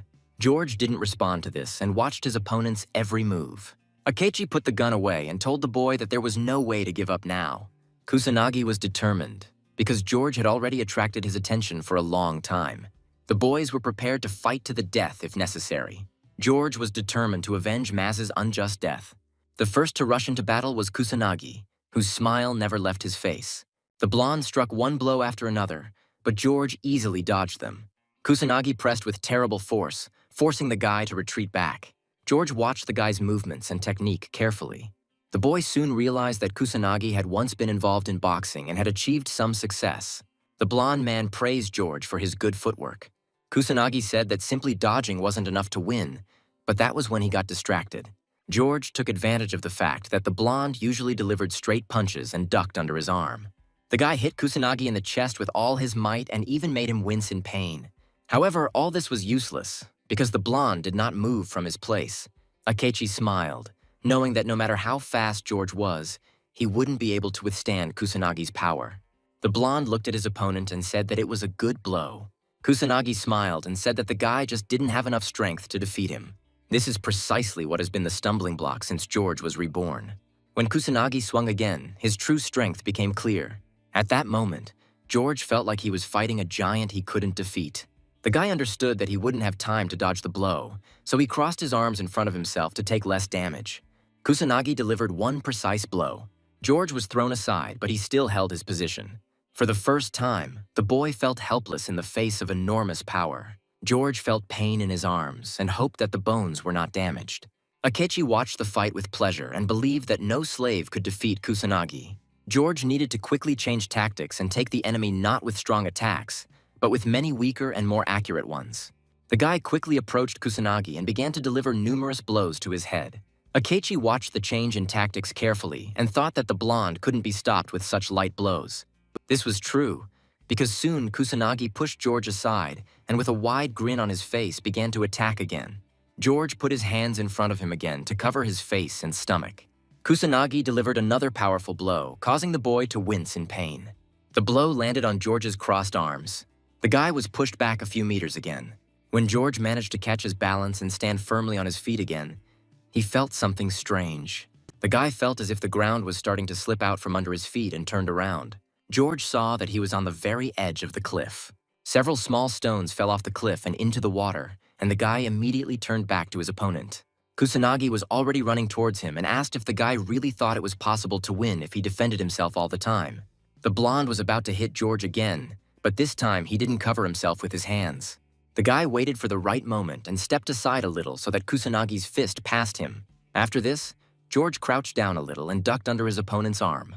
With a blow from behind his opponent's hand, the guy hit Kusanagi in the face with such force that the blonde man started bleeding. This blow was much stronger than any that George had dealt before. The guy was confident that this time he had managed to inflict good damage on Kusanagi. The blonde even took a couple of steps back and staggered as if he was about to fall. George was already confident of his victory, but Kusanagi's subsequent reaction showed otherwise. The blonde man, with a crazy smile on his face, wiped the blood from his face and said that the guy had entertained him well. Kusanagi said he didn't expect anything worthwhile, but George really surprised him. George again prepared for attack and took up a defensive position. Kusanagi realized that the guy was going to counterattack again, which was a very good position for him. However, this time the blonde won't fall for it. George was about to dodge Kusanagi's fist, but it suddenly froze in front of his face. While the guy was trying to figure out what his opponent was planning, the blonde swung his leg. Akechi realized that Kusanagi had decided that the slave standing in front of him was also a boxer in the past. The director also believed that George was a former boxer, so the kick should have knocked the guy off balance. However, George was proficient in several martial arts, so he noticed the swing in time. The guy put his hands in front of his body and took the kick. Kusanagi realized that his plan had been discovered and tensed up. George took advantage of this pause and rushed at the blonde with his whole body, grabbing him. This helped the guy to knock Kusanagi to the ground and end up on top. Akechi was so shocked that he couldn't help but scream. George deftly pinned Kusanagi to the ground and twisted him into a headlock. The blonde started to panic and asked how the guy was able to count his movements. George raised his hand and said that a high center of gravity, stable foot position, and the use of kicks and punches are the hallmarks of martial arts. After this, the guy struck Kusanagi on the head with his elbow. The blonde's nose turned out to be broken, but after that, he began to come to his senses. George was about to finish the guy off with another elbow to the face. However, before the blow, he noticed a mocking smile appear on Kusanagi's face. Before George could strike, the blonde grabbed him by the neck with his hand. Kusanagi's grip strength was so great that the boy immediately began to choke. The blonde looked at his opponent with a smile and said that he had tried hard and was close to winning. With one sharp movement, Kusanagi switched places with the guy and said that they were fighting here from the heart and not for honor. The blonde grabbed George by the neck with both hands and reminded him that they were fighting to the death, not participating in a tournament. Kusanagi looked at the guy predatorily and repeated that there were no rules now. George tried to free himself, but the strength was on the blonde's side. Akechi watched the fight with interest and noted that he hadn't seen Kusanagi fight at full strength in a long time. There have been several slave rebellions on the island, and there were even experienced fighters among them. However, none of them were able to defeat Kusanagi or even put up a good fight. The blonde was taken in by them because he was a beast without breaks, so even now he won't be able to lose to the skinny slave. Kusanagi continued to choke the guy and said that martial arts techniques could not defeat him. George knew he couldn't get out by force, so he urgently needed to come up with something else. The guy decided to target pain points, which would help him save energy. George slammed his right hand into Kusanagi's neck, pushing him away from himself as far as possible. Because of this, the blonde loosened his grip and removed one hand from his neck. After this, George grabbed Kusanagi's torso with his legs and, pulling his arm, began to push him to the side. The blonde felt the guy trying to push his legs closer to his head. In an instant, George grabbed Kusanagi's right arm with his legs and threw them around his opponent's neck. With more force, the boy slammed Kusanagi's back into the ground, twisting his arm. Akechi was already confident of the blonde's victory, but in an instant, everything changed. The guy grabbed his opponent's right hand tightly. George pressed his feet into Kusanagi's left arm, completely immobilizing his opponent's arms. The guy reminded the blonde that they had simply gotten into a fight. Kusanagi didn't understand why the guy was saying this now. George grabbed his opponent's arm with both hands and pinned it between his legs. Kusanagi felt pressure in his elbow joint and guessed what the guy was about to do. George began to press down on the arm with all his might, bending it into an unnatural position. Soon the elbow joint cracked and the blonde's arm was broken. Kusanagi couldn't help but cry out in pain. George dropped his opponent's hand and climbed on top of him again. The guy told Kusanagi not to be too delusional. George said it wasn't just a fight, and certainly not a duel of different styles. The guy looked at the enemy with burning eyes and said that only one would remain alive. At some point, Kusanagi felt as if he saw a completely different person in front of him. The strongest fighter of the elite ghost squad, George Sai, despite his well-honed fighting skills, has never fought on the street. Even after being reborn, the boy was not going to give up his beliefs, so this fight was not something ordinary for him. Kusanagi said that it would be even better this way and was about to attack the guy sitting on him again. The blonde reached out his hand towards his opponent, again intending to grab him by the neck. However, George reacted quickly and leaned forward with his head, hitting his opponent's fingers with his head. This caused Kusanagi's fingers to twist at an unnatural angle, and he began to scream in pain. George swung at his opponent with all his might and thought that Mr. War had never fought before. This time, the boy accepted the challenge because he was going to kill Kusanagi. Seeing the swing, the blonde was distracted from the pain in his broken bones. Before the blow, he seemed to see a hammer coming down on his head instead of George's hand. At the last moment, Kusanagi was able to jerk to the side and dodge the elbow strike. The force of the impact caused a crack to form in the ground, and this greatly frightened the blonde. Kusanagi knew that an ordinary person, when faced with the prospect of murder, would inevitably begin to hesitate. However, he did not see a shadow of doubt in George's eyes. The guy hit coldly, efficiently, and mercilessly. Now Kusanagi realized that although he was physically stronger than George, he would not be able to achieve victory. The blonde realized that the guy was determined to kill him here and now. Seeing George swinging again, the blonde put his hands in front of him. However, no matter how hard Kusanagi tried, the guy still found weak spots and hit the target. George was able to easily get around the block and hit the blonde's neck with his knuckles. Kusanagi's breath caught in his throat and he could no longer think coherently. However, the blonde's thoughts were haunted by the fact that this was no ordinary person in front of him. Watching George fight, one can conclude that he was never a fighter. The guy grabbed Kusanagi by the neck so that he could no longer dodge. The blonde's eyes reflected the silhouette of George, who was about to strike again. Kusanagi was willing to bet everything he had that the guy was a professional killer. The blow landed right in the blonde's face. With one blow, George knocked out several of his opponent's teeth. The fighting technique that Mr. War used was Krav Maga. This equipment is used by special forces in different countries. Krav Maga is the most deadly close combat martial art in the world. George grabbed a large rock lying nearby, causing Kusanagi to flinch. The guy swung the stone, intending to finish off the blonde once and for all. Kusanagi was already on edge from the previous blows, and now he had no strength left to resist. George's gaze never wavered for a moment as he saw before his eyes the man who had brutally murdered his friend. With all his strength, the guy brought the stone down on his opponent's head. Before the stone touched Kusanagi's head, George's hand froze. He remembered how Kay had stopped him last time. The boy said that one shouldn't kill even such bad people because then George would become like them. At that moment, the guy didn't attach too much importance to Kay's words. After what happened to Masa, George was filled with rage.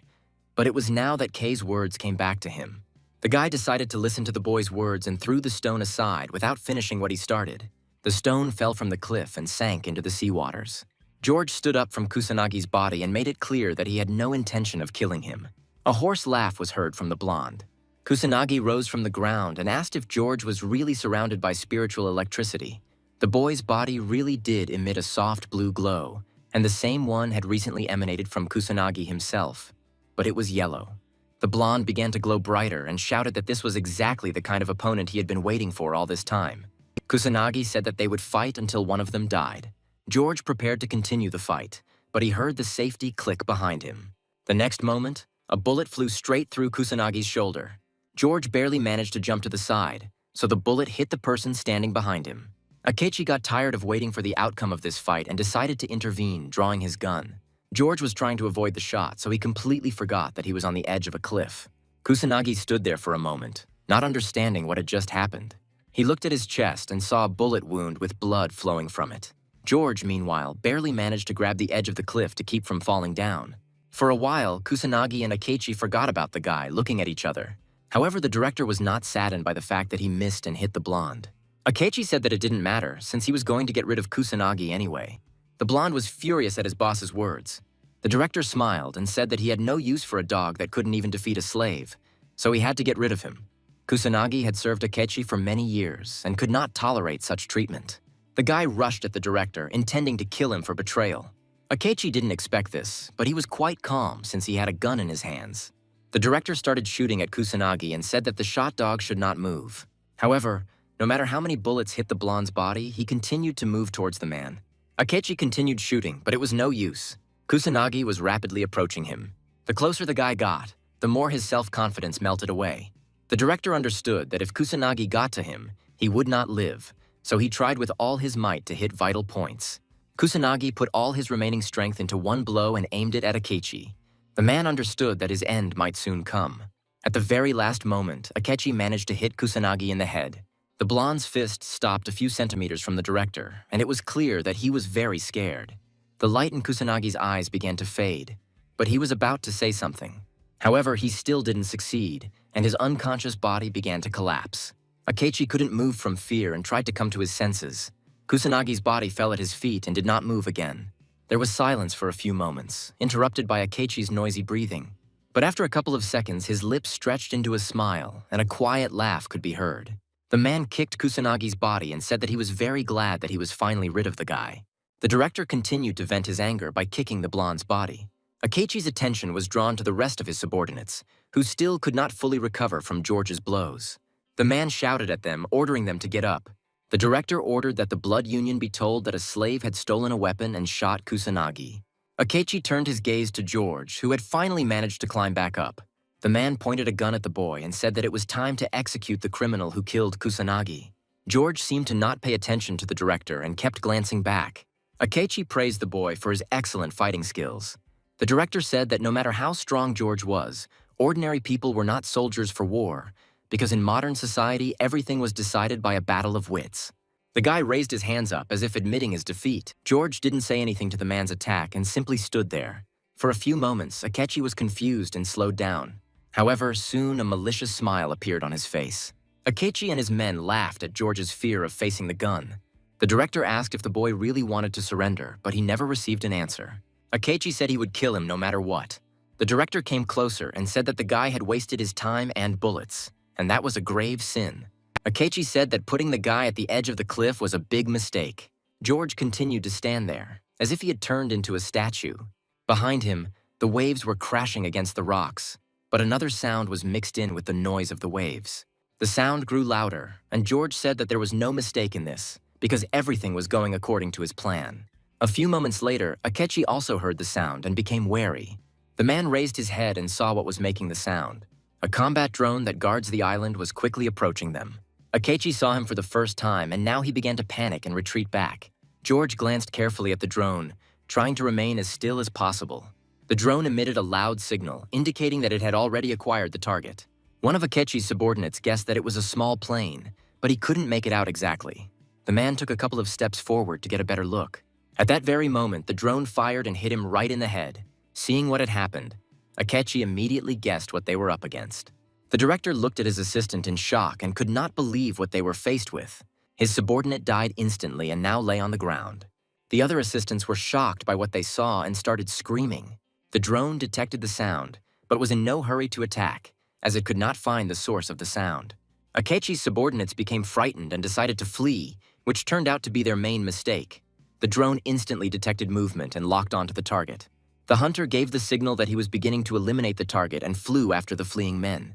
George understood perfectly well how this device worked, as he had encountered it many times during his service. This crazy stalker interprets moving objects as prey. That's why he hunts those who move. The sensor accurately tracked the movements of its victims. A few moments later, the drone began the destruction and opened fire. Almost immediately, Akechi's subordinates were killed. There was silence for a while, interrupted only by the director's swearing. George realized that his plan had not gone quite according to plan. He saw Akechi in front of him, who clearly understood what had come from the sea. The man was shaking with tension, but hadn't moved at all since the drone appeared. This meant that the director knew from the very beginning that a drone was flying towards them. All that remained was to figure out how to proceed in this situation. Akechi wanted to shoot George, but now he didn't have that chance because of the drone that was watching them. Having finished eliminating the target, the drone rushed towards the motionless guys. The director's hand began to tremble, either from fear or from tension, when the drone flew close enough. The man understood that it was George who brought this drone, but he did not understand how the guy knew about it at all. The boy irritated Akechi more and more, so he really wanted to kill him. George took advantage of the fact that his face was hidden behind a scarf and said that the director should know about all the features of this drone. The guy reminded him that if Akechi pulled the trigger, the drone would kill him first. The man understood this perfectly well, so he flinched when the drone flew close enough to him. The drone seemed to detect this movement and flew very close to Akechi. The barrel turned towards the director but did not fire. The man thought that the drone should not react to the trigger being pulled. George said that Akechi could check it out if he thought his warning was nonsense, and he would be responsible for the consequences himself. The director realized that the guy knew this model of drone very well, but he couldn't understand how he knew about it. George said that in reality, Akechi is a coward who is not only afraid to move, but also can't even say a word. The director was beside himself with anger at the man who dared to insult him. The man convinced himself that the drone would not notice the movement of his finger by just a centimeter, but his hand continued to shake.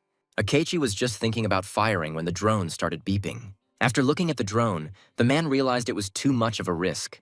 Akechi had already seen what would happen to the person the drone targeted. George watched the director's torment and realized that his time would soon be over. The guy knew there was no evidence that the drone would respond to the finger movement. George looked at the drone again and realized that it would soon consider the mission complete and disappear. Once the drone takes them out of its sight, the guy will be able to attack Akechi. George understood that the man was not strong in close combat, so he could easily deal with him. The drone circled above the boys' heads, looking for its new victim. George was in a better position because his arms were simply raised, while Akechi had to stand with his arm outstretched. At this moment, the director was trying to figure out what to do next. His hand shook more and more, but he still couldn't bring himself to shoot. George watched the man closely, waiting for him to make a mistake. A strong wind arose, coming from the direction of the forest. A powerful stream of air rushed through the trees and headed towards the standing guys. The wind ruffled their hair, but they continued to stand motionless. At some point, Akechi noticed that the wind currents were turning and blowing the drone to the side. The man decided that this was his chance. Akechi opened fire, hoping the drone wouldn't detect him. George tried to remain still, so one of the bullets hit him in the left shoulder. The guy took one step back from the blow and immediately froze. At that moment, the drone came to balance and aimed its sights at the guy. George held his breath, wondering if the drone had spotted him or not. A few moments later, the drone reported that the target had been captured. As soon as the drone announced the start of the liquidation, George started to run. The guy hoped that he would be able to escape, just like last time. The drone rushed after George. Moments later, the drone opened fire.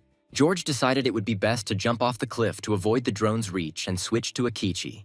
By some miracle, the guy managed to avoid being shot. However, the drone had no intention of stopping and continued to pursue its target.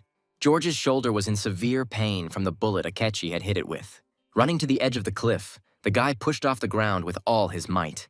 For some time, the drone fired at the place where the guy had been standing a second ago. Having lost sight of its target, the sight began to spin from side to side. Having spotted the guy flying off the cliff, the drone fired again and hit George in the back of the thigh. The boy screamed and looked back. Akechi was clearly pleased with this turn of events. Blood flowed in a strong stream from the wound in the leg. George inevitably flew off the cliff towards the sea. The waves crashed hard against the rocks below, creating additional danger for the boy. George realized that he would be entering the water head first, which could cause him to lose consciousness from the impact. The guy had to act quickly to save his life. George bent over to give his body the necessary amplitude and turn over. Now the guy was falling feet first. George knew that with such injuries it would be difficult to survive if he fell into the water, but he had no choice. A few moments later, the guy's body completely disappeared into the seawater. The drone noticed that George had sunk into the water. With one sharp movement, the drone turned toward the sea and flew down, continuing to fire. Bullets rained down on the spot where the boy had just landed. Flashes and splashes were visible on the surface of the water. The bullets only miraculously missed George, who was trying to recover from the impact with the water. Quite quickly, the guy regained control of his body and looked up. The drone finished firing, but continued to circle over the water, trying to find its target. George decided to lower it to a deeper depth so that the drone would not see his silhouette in the water. After a few moments, the drone began to emit a signal, scanning the area. Having no longer found its target, the drone took off into the sky, announcing that the target had been destroyed. Akechi still stood motionless and watched the drone closely. As soon as the drone was out of sight and all sounds died down, the director slowly lowered his pistol. The man walked to the edge of the cliff and looked down to make sure George was gone. After Akechi couldn't find the body anywhere, a smile appeared on his face. The man said that this is how those who went against his will should end up. A crazy laugh echoed through the forest. After this, Akechi no longer intended to stay in this place and left, taking the money. The waves continued to crash against the rocks, but George was still nowhere to be seen. Soon, a human silhouette began to appear in the water. George carefully stuck his head out from under the water and looked around. The boy calmed down when he realized that the drone and Akechi were no longer nearby, but the pain in his leg made him close his eyes. George saw the water turning red due to profuse bleeding from the gunshot wounds. The boy took off the scarf from his face to use it as a bandage. George tied the scarf tightly around his hip to minimize blood loss. It was already much better, but the guy understood that the bullets were still in his body. George was thinking about how he needed to remove the bullets and treat the wounds as quickly as possible. The guy swam towards the rocks to climb up them. At some point, George was overcome by a strange premonition. The water behind him moved differently than usual, as if something had cut through the currents. George realized something was approaching him and turned around sharply. The guy didn't even think about what it might cost him to end up in the water with open wounds. A large shark was swimming rapidly towards him.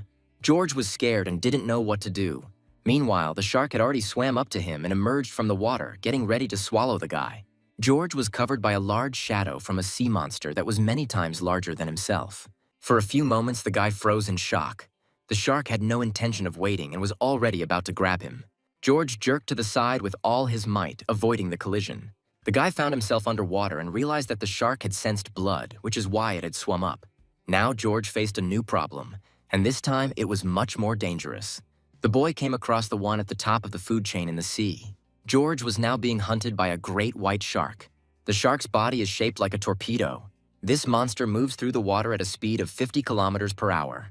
The great white shark's jaw-clamping force is more than a ton, making it the ultimate predator in the sea. George was once again able to escape the jaws of the sea monster that was determined to eat him. The guy immediately forgot that he had been underwater for a long time and realized this when the air was already running out. George was about to surface, but a shark passed in front of him and the boy saw its tail. The predator hit the guy in the stomach with its tail, throwing him up. The blow made George exhale, and the air finally ran out. The guy tried to stay conscious and climb up.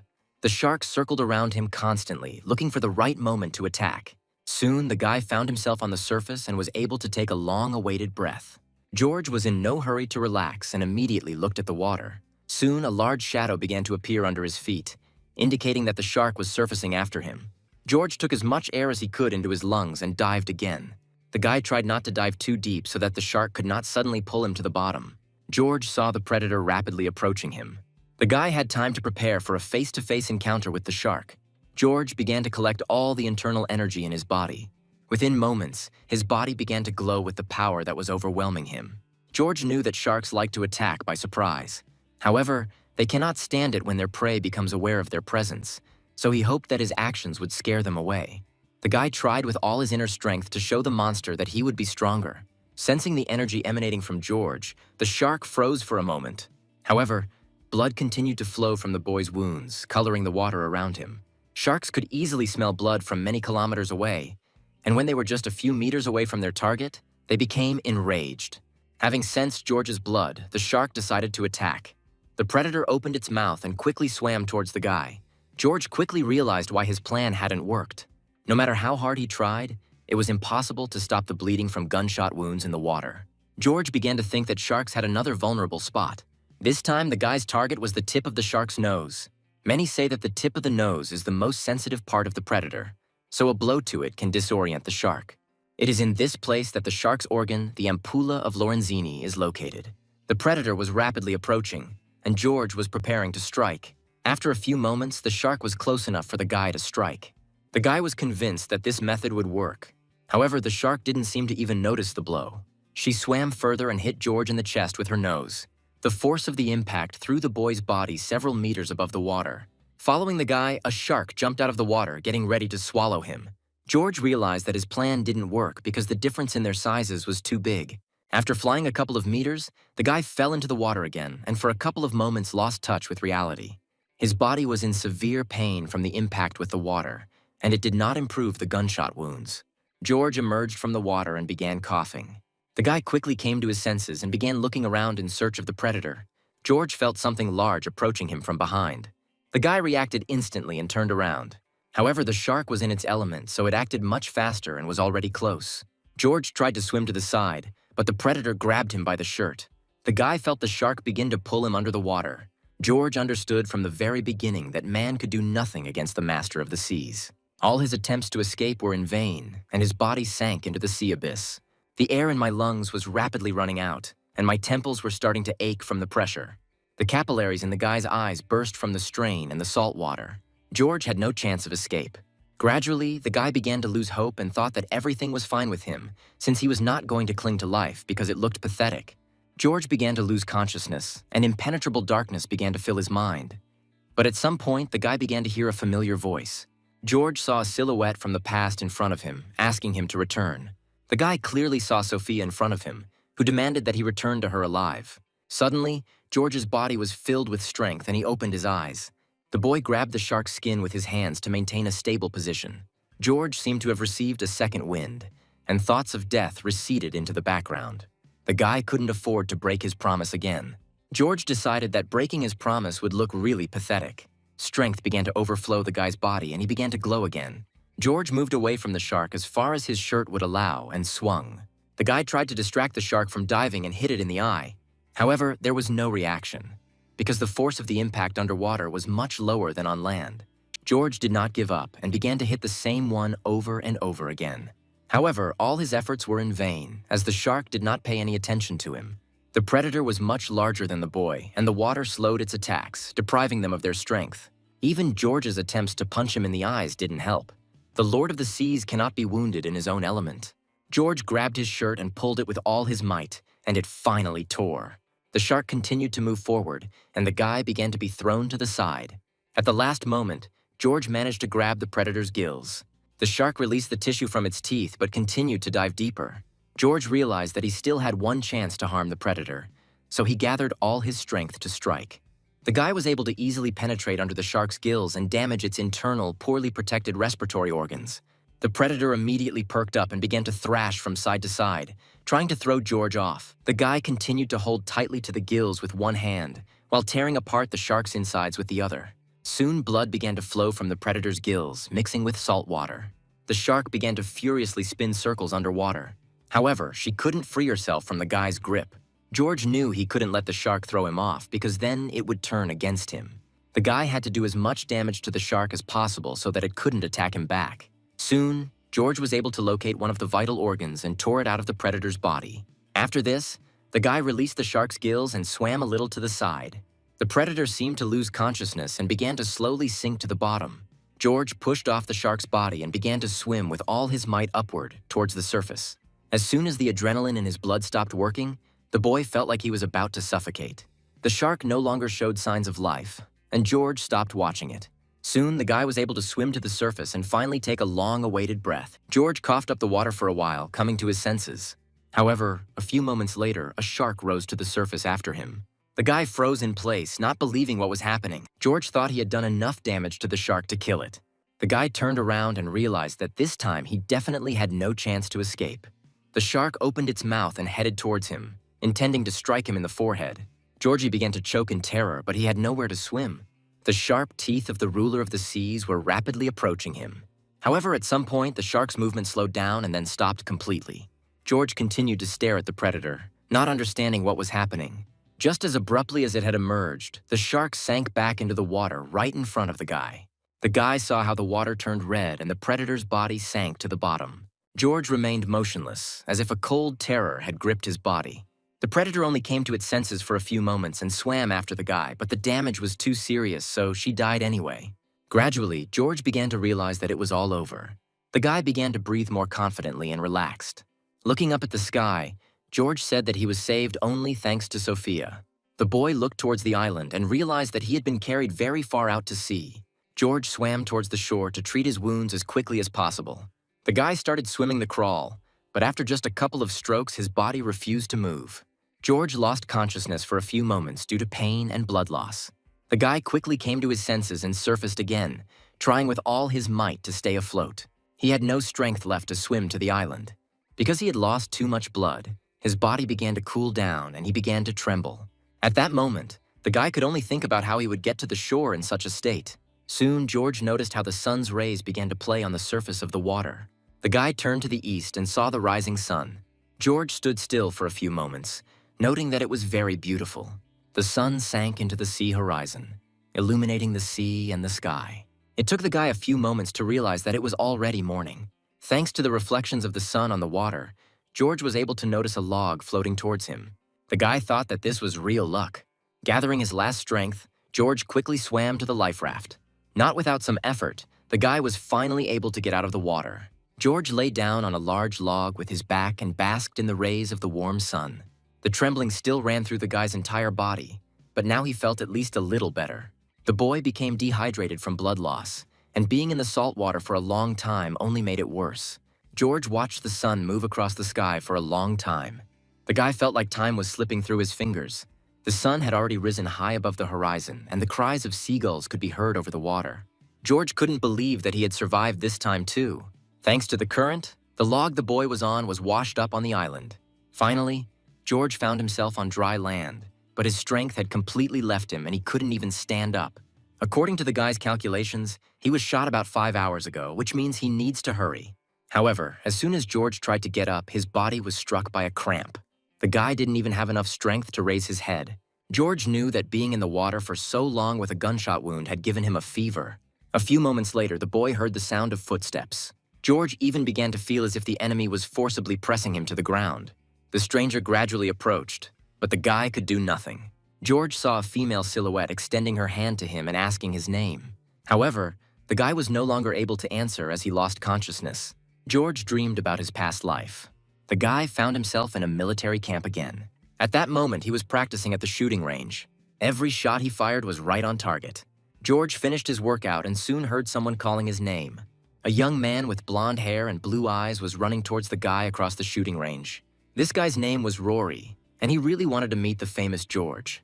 However, George had no intention of talking to the guy and simply walked past, saying that he didn't make small talk. It was noticeable how Rory became sadder before our eyes. The boy told the departing George that his parents had been killed by terrorists. The brunette stopped at these words but did not turn around. Rory shouted that the one who avenged his parents' death was Mr. War. The guy said that's why he wants to be as strong as George. Rory shouted that Mr. War was his true hero. These words made George feel strange. Before leaving, the brunette said that he was simply doing a task and nothing more. It seemed as if Rory was expecting to meet a completely different person. A few days later, the Ghost Squad entered a battle that was not going in their favor. They found themselves under enemy artillery fire, so they had many wounded. The detachment collected all the wounded and headed towards the camp with first aid tents. They needed urgent medical attention. Only experienced medics who were not afraid of the most serious injuries worked in the field hospital. They instantly determined the level of danger to life and acted in a coordinated and rapid manner. George was among those who brought the wounded to the field hospital. He stopped at the very entrance to the tent and watched as his colleagues were receiving assistance. One of the medics approached George and said that his shoulder was injured, but the boy refused help, saying that it was nothing. At that moment, the guy heard a familiar voice coming from the side of the beds. George saw Rory, who was covered in blood and bandages. The brunette stopped at the foot of the boy's bed and watched as the medics provided assistance to him. The blonde man kept calling George and asking if he was there. One of the female medics yelled at Rory to shut up and save his strength, and that girl turned out to be Sophia from George's memories. The girl said that Rory had broken his pelvic bones and fragments had entered his abdominal cavity, so he urgently needed to be taken to the operating room. Before the boy was taken away, he said with tears in his eyes that he probably wouldn't become like George. The brunette didn't say anything to him and simply looked at the guy's mutilated body.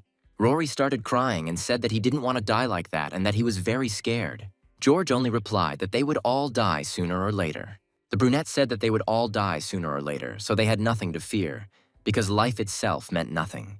Sophia ran up to George and handed him a bandage, telling him to stop philosophizing and help take Rory to the operating room. The brunette was confused, but the girl pressed him, saying that they didn't have enough people. Sophia put on gloves and said that she had to help all the victims. Soon, George was even forced to be present during the operation and pass the instruments. At some point, Rory's vital signs began to drop, but Sophia ordered the medics to stop panicking and act quickly. The girl began to resuscitate the boy and said that she would not let her patient die. George could only watch from the sidelines, but he was amazed by Sophia's desire to help everyone. At that moment, the guy couldn't take his eyes off her. As the sun began to set, all the wounded were given aid. George was finally released, but on the way to the main part of the field hospital, he heard how many medics admired Sophia's abilities. The guy found out that the girl had been working in hotspots since she was 17. George stopped at the entrance to the infirmary to catch his breath.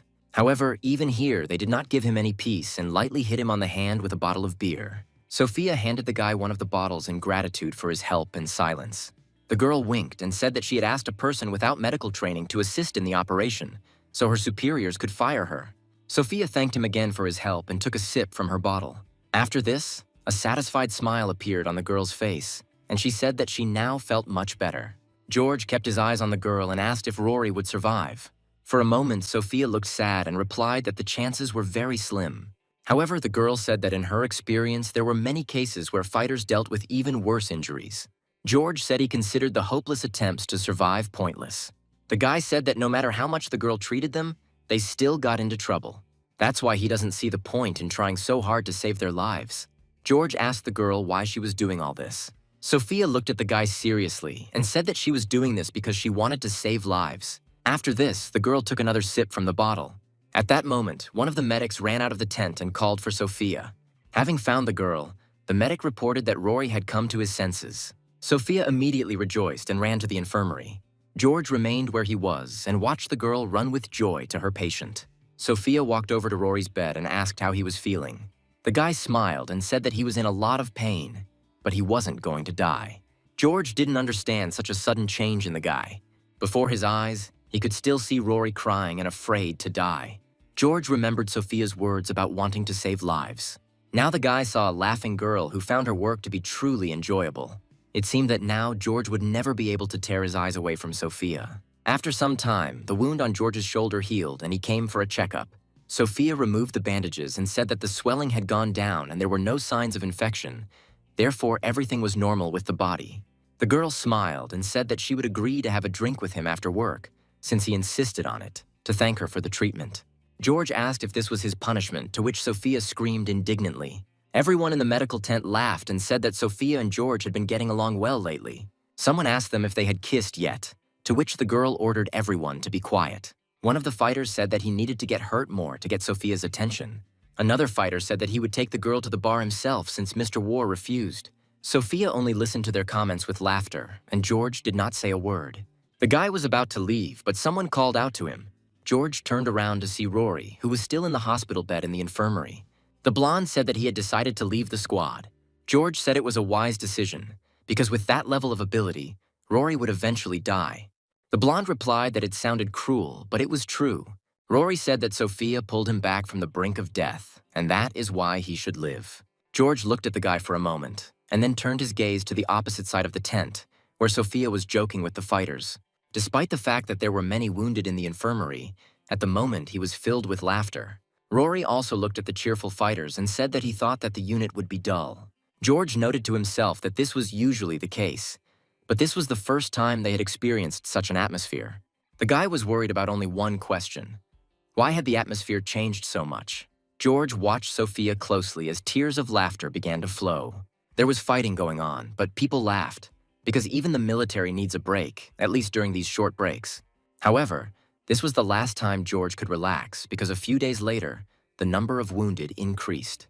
Captain Back carried the wounded man into the infirmary and told the doctors that he was an urgent patient. The first man to catch sight of was Sophia, who asked what was going on. Beck pointed to the man strapped to the stretcher and said he was in cardiac arrest. The captain said that the girl must save him no matter the cost. Sophia said she understood everything, and after a quick examination of the victim, she ordered him to be taken immediately to the operating room. Near the exit from the infirmary, the girl passed George but was too busy, so she did not greet him. The guy looked at the gurney with the patient suspiciously. George saw burns on the man's head that were unusual for combat. The boy turned his gaze to Captain Beck, but did not say anything in the presence of the doctors. After some time, they went out into the street together, moving away from the infirmary. George had seen similar burns before, so what was happening worried him. These were equal circular burns located on the upper part of the body and had the same brightness. George understood that these were traces of high voltage passed through the body. The boy asked the captain if the patient was a spy, to which he received an affirmative answer. George said that Beck always knew how to determine the acceptable threshold during interrogation, so he would not bring the spy to cardiac arrest. The captain said it was all Ryan's fault, the food handler who messed everything up. George asked why they decided to revive the spy. Captain Back replied that he still wanted to extract information from him. George immediately realized that this was not without reason and asked who they were looking for. Beck was silent for a few moments, then announced that they were looking for a man who laundered money and supplied ammunition. They were looking for the real leader of the criminal underworld, Saeed Arash. This man was one of the leaders of Ignite. George's face immediately changed, because he would never be able to forget the name of this organization. The guy clenched his fist tightly and was filled with anger. George immediately remembered the events of 10 years ago. At that time, everyone called the guy not George, but Jojo. One day, a boy went to the market with his father and younger sister and asked to buy some fruit. The man was happy about this and did not refuse his son the purchase. George's father was a workaholic and traveled to the Republic of Aldemia for the first time with his children. The boy was very happy to spend time with his father and sister. They ate the fruits the man bought them with pleasure. They were together for only 5 days, but they became the happiest memory for Jojo. More precisely, they should have become the happiest memories. But everything turned out differently. On that day, a terrible terrorist attack of enormous proportions occurred. More than 2,000 people were injured in the terrorist attack, and George's family was no exception. The boy sat on the ground and stared at one point while the running people told him to run. However, Jojo didn't listen to them because in front of him was his father's body crushed by debris. The boy saw his younger sister's hand sticking out from under a pile of bodies nearby. Jojo immediately grabbed her and tried to pull his sister out. The boy tugged at his arm several times and after a few moments fell to the ground. At first, Jojo thought he had managed to pull his sister out, but when he looked at his hand, he froze in horror. The boy was still clutching his sister's hand, but it was torn from his body. Japanese news reported that 2 Japanese were killed and 1 was missing. However, the person in question could not have known this. That day, Jojo lost everything and walked through the ruined streets as if hypnotized. On the radio, the boy heard the commentary of the President of the Republic of Aldemia regarding the terrorist attack. The president said that today they must declare war. This made the guy think about the consequences of such news. Jojo stepped on a newspaper that was lying on the road and something about it caught his eye. The broadcaster reported that the terrorists behind this had taken too many lives. The newspaper contained information about the terrorist group Ignite. That day, Jojo's life fell apart, and he decided he would never forget that name. 10 years had passed, and George still remembered the people who did this to his family. Captain Beck said that for all these 10 years, they had been unable to find the trail of Ignite. However, they will now be able to find their hideout if they extract information from the spy. George listened attentively to everything Buck told him. The man said that orders would come soon. However, Captain Beck wanted to tell George about this in advance. The man said that their next mission was an operation to destroy Ignite. George nodded his head slightly, showing his agreement. 10 years ago, the boy was too weak to take revenge on his enemies. However, now everything is different, and now he is ready to confront the enemy. Suddenly, the conversation between Beck and George was interrupted by a radio. One of Beck's team members asked for an urgent answer, as the matter was too serious. During the operation, Saeed came to and disappeared from the operating room. The fighter was even more worried by the fact that Sophia had disappeared along with him. Captain Beck grabbed the radio and began asking for details of the disappearance. Despite his desire to avenge the death of his family, George's first fear was for Sophia. Meanwhile, Saeed moved deeper into the forest, using the girl as cover. Sophia looked up at the treetops, through which the moonlight barely penetrated. Said followed the girl, threatening her with a knife. It was very dark in the forest, so Sophia didn't notice a tree root sticking out from under the ground and stumbled. The girl fell to the ground and screamed in pain. Said ordered the girl to never stop and to get up immediately. Sophia asked if she should try to fly since he wasn't even going to help her get up. At that very moment, Saeed brought the scalpel to the girl's face, causing her to fall silent. The man reminded her that they were already far from the camp. Said laughed and said that now he saw no need for a girl as a hostage. Sophia's eyes widened in fear. Despite his threats, Saeed did not kill the girl, and they moved on. The man continued to threaten Sophia with a scalpel, following her closely. The girl did not dare to speak again, fearing for her life. At some point, something clicked, and someone's voice asked the man where they should land. The man replied that there was enough space for them to land at coordinate SD-19. Sophia listened carefully and guessed that the radio microphone was built into Saeed's molar. The girl recalls checking the man's vital signs a few hours earlier. Sophia soon learned that quite a long time had passed since her cardiac arrest. She began to worry that resuscitation might not be able to bring him back to life.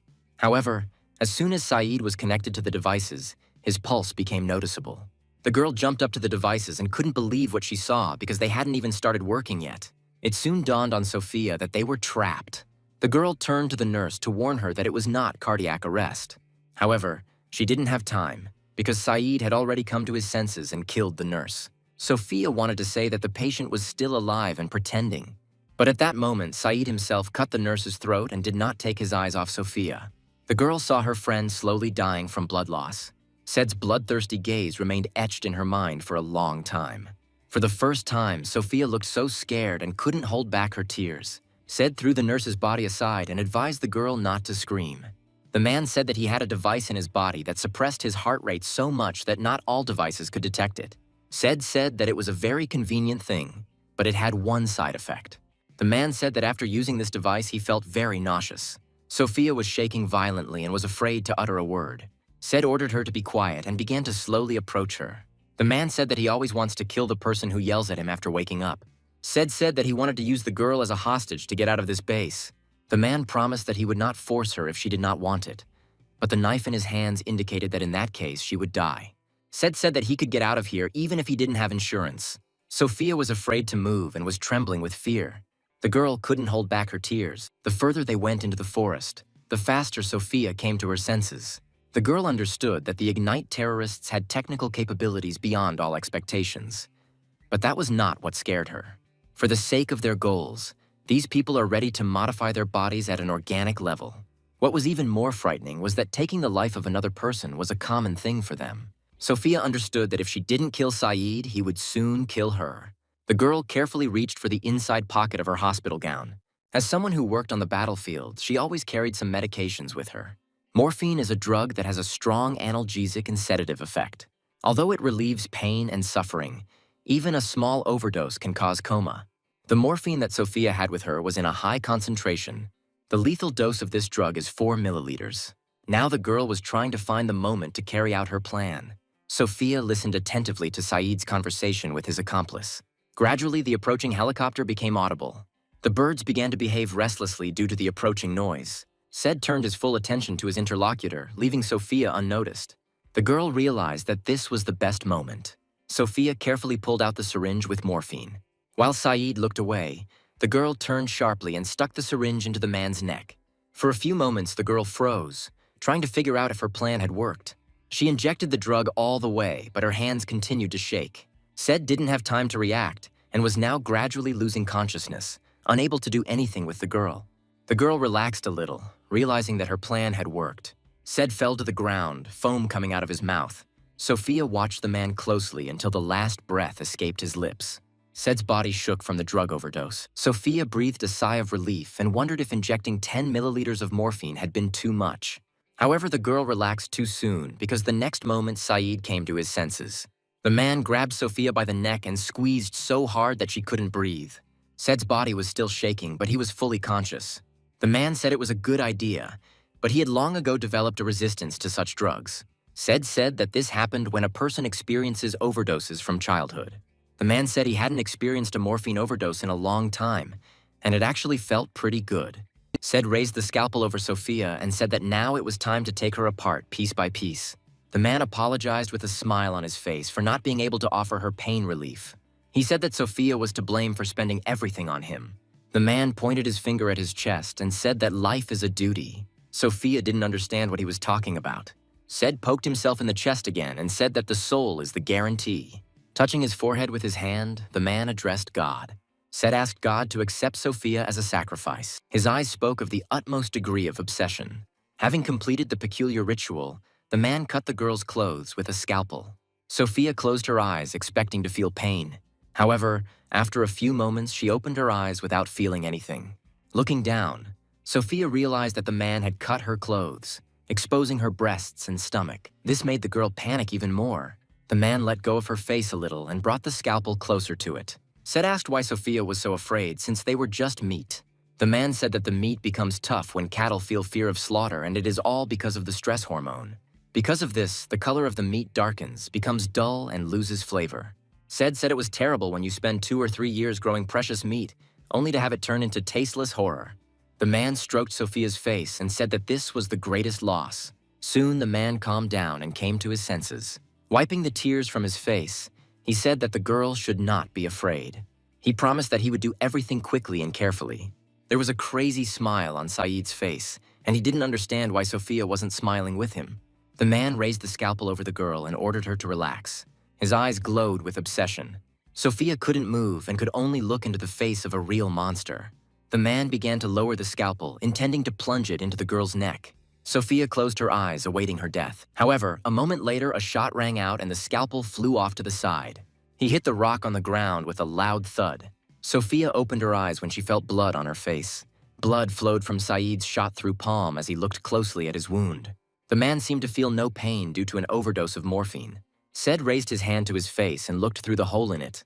The man saw that the bullet had flown straight through and hit the rock ahead. After this, Saeed roared as loudly as his lungs allowed. Sophia looked at this in shock, hoping that her assumptions were correct. Behind Saeed, in the distance, George was hiding in the bushes. The guy was able to track down Sophia and Saeed, and at the last moment, he was able to shoot the scalpel out of the spy's hands. George lay on the ground, aiming his sniper rifle. The glass of the sight reflected the moonlight, indicating his location. George took aim for a few moments, then pulled the trigger again. Once again, the sound of a gunshot cut through the forest, scaring away the animals in the area. The guy hoped that Saeed had not yet managed to figure out his location. However, this was not the case, because upon hearing the shot, the man immediately ducked, realizing that they were shooting from behind. The bullet still managed to hit him, damaging his ear. Said leaned down sharply, pinning Sophia to the ground with one sharp movement. The man calculated that the shooter was in the direction of 2 o'clock. Due to the difference in sound and impact, Saeed was able to calculate that the enemy was 1/2 kilometer to 1 kilometer away from them. A few moments later, as if to confirm his suspicions, a light flashed in the distant bushes. Said tried to determine the exact coordinates. He tried to tune the radio, but the walkie-talkie was too quiet. The man needed to know how many people surrounded him and what he should prepare for. However, the lack of radio contact could mean that the sniper was working alone. Sophia began to slowly come to her senses, as Saeed became distracted again and loosened his grip on her neck. The man didn't look at her. and the girl decided that this was her chance. Sophia abruptly pushed Saeed away and ran in the opposite direction from the shots. However, the man was much faster and was able to trip her. The girl found herself on the ground again, and Saeed asked her where she was going. The man grabbed her by the hair and said that her job was to be his shield. Said plunged a scalpel into Sophia's side and said that he would not accept refusals. Feeling a stabbing pain in her side, the girl screamed in pain. Something clicked in the man's head again, and he contacted his accomplices. Said gave the coordinates of the sniper who was hunting him. The man said that the sniper was sitting in the bushes alone and didn't even think to turn off his flashlight. Said told his accomplice to destroy him and everyone who came after him. A few moments later, the sound of helicopter blades was heard again. Said that snipers do not work alone, as they always have coordinators, supplies, and evacuation. Only with the help of all these people can the sniper survive the mission. Said that a sniper's miss instantly gives away his location, and in that case, he's a dead man.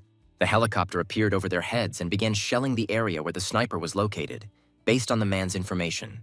Said that since this sniper came alone for Sophia, he would become food for worms. The man said that the lone hunter becomes the hunted. However, Saeed was too distracted and did not notice the threat that had approached from behind. George rappelled down from the tree and found himself directly above the man. The guy said that he agreed with Saeed's words, which caused the man to turn around. However, he didn't have time to understand what happened when the world started spinning before his eyes. In an instant, the man's head flew off his shoulders, causing Sophia to scream. George came down to the ground and said that the shooting was just a maneuver so that he could approach unnoticed. Tears of joy streamed down Sophia's face, and she looked at the guy with a smile. George said that everything was going according to plan, and the lantern had been a great help. The guy said the dawn light played into their hands. For some time, Saeed's severed head continued to make sounds. George said it would be easier if he were good at long-range shooting. The guy looked at Sophia, who had her head down, and asked if everything was okay. However, as soon as the girl raised her head, it became clear that she could no longer hold back her tears. Sophia sat on the ground and could not calm down, crying so loudly that George was frightened. The guy came closer and told the girl that she should calm down because their enemies could still be nearby. However, Sophia did not calm down, but only rushed to hug George, saying that she was very scared. The guy was confused and blushed with embarrassment because the girl's top was cut off. George immediately remembered a recent conversation with Captain Back, who said that it is in a situation where a woman cries that a man can show his worth. The man then advised George to simply hug the woman back to calm her down. Beck said that this is when a girl can think about giving her body and soul to a man. That day, George called it the ravings of a drunk. Before leaving the tent, the guy said that Beck was messing around when he could be working on a strategy. Now George remembers this conversation and thinks about whether he should hug Sophia back. The guy stretched his arms forward to hug the girl, but something stopped him. George remembered the face Beck had made when he said that after this, the woman would want to give herself completely. The guy abruptly pulled his hands away without touching Sophia. It was clear from George's face that he was struggling with the choice.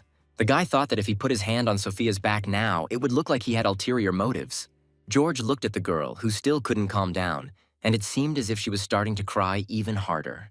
At that moment, the guy decided that it would be better not to touch Sophia again. George raised his head and looked at the sky, hoping that this would end soon. The problem was that the fighting genius, Mr. War, was absolutely hopeless at anything that didn't involve fighting. Sophia pressed herself tightly against him and buried her face in his shoulder, slightly muffling her sobs. George glanced at her from time to time, and with each passing minute he became more and more embarrassed. Soon the sounds of an approaching helicopter were heard in the distance.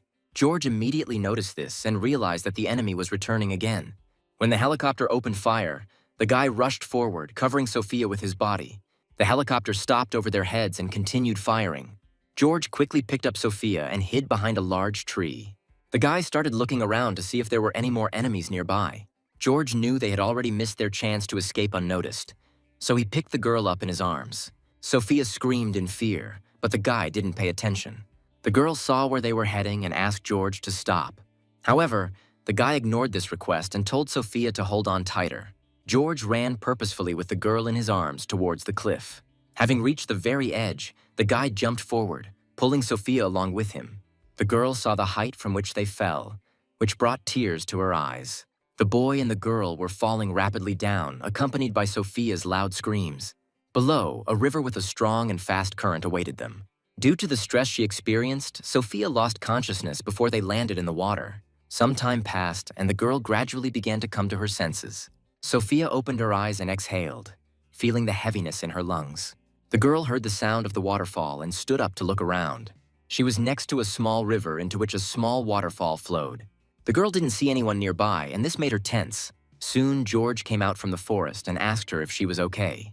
The guy was shirtless and carrying firewood in his hands, promising to make a fire so that Sophia could warm up. Seeing George's naked torso, the girl became embarrassed and could not say anything in response. The guy sat down next to Sophia and began to stack firewood, saying that he had walked here along the valley along the river, so they were able to break away from their pursuers. George said that they would leave as soon as they regained their strength, and the image of the guy carrying her on his back immediately popped into the girl's head. The guy smiled and said that it would take about half a day to get to the camp. A blush appeared on Sophia's cheeks, and she thanked George for saving her. Without turning to face the girl, the guy said that everything happened by itself. Sophia decided it would be wrong to sit still while George was making a fire.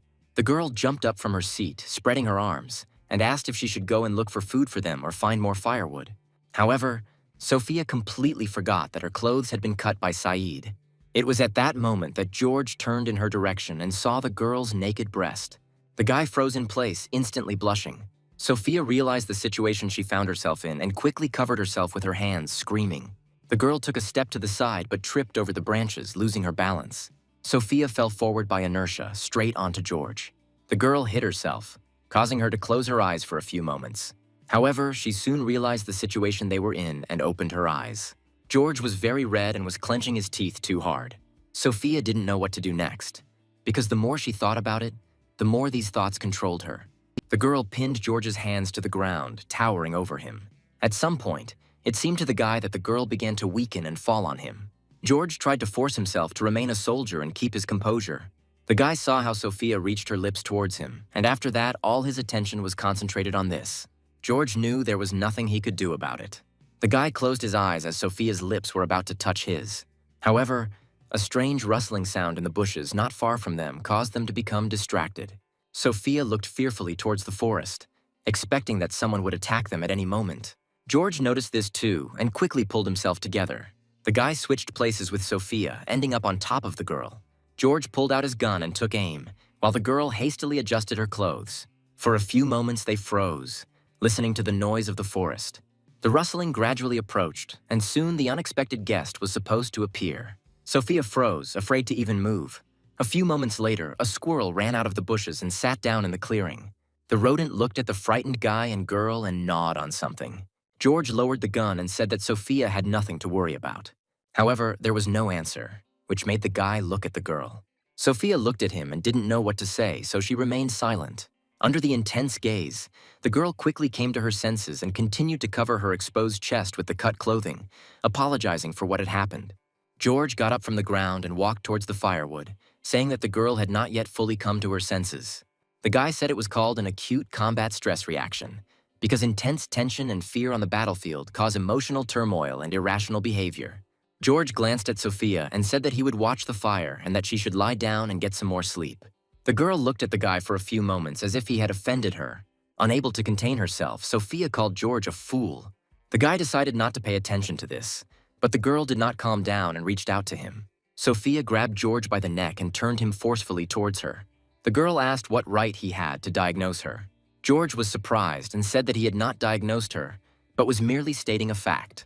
Sophia was indignant and said that her condition was not a reaction to stress during the fight. George didn't like the girl's behavior and he wanted to move away, but she didn't let him do it. For a few moments, Sophia turned away, trying to hide the blush on her cheeks. However, she still plucked up her courage and looked the guy in the eyes, saying that she was simply in love. After this, the girl closed her eyes and began to move closer to the guy's face again. George Sai was a brilliant soldier and a master of close combat. He is able to dodge any blow during hand-to-hand combat, even if he is fighting a boxing master. Having noticed the barrel of a gun, he can even dodge a bullet. Sophia's movements were much slower than anything the guy could handle. They were slower than any blow during hand-to-hand combat. Moreover, they were slower than a shot from a firearm. The girl approached his face very slowly, as if giving him the opportunity to dodge. However, George didn't even try to do anything about it. A few moments later, their lips touched. George closed his eyes and responded to the girl's kiss. The guy couldn't dodge this attack. The squirrel climbed a tree, found a nut on the ground, and watched what was happening.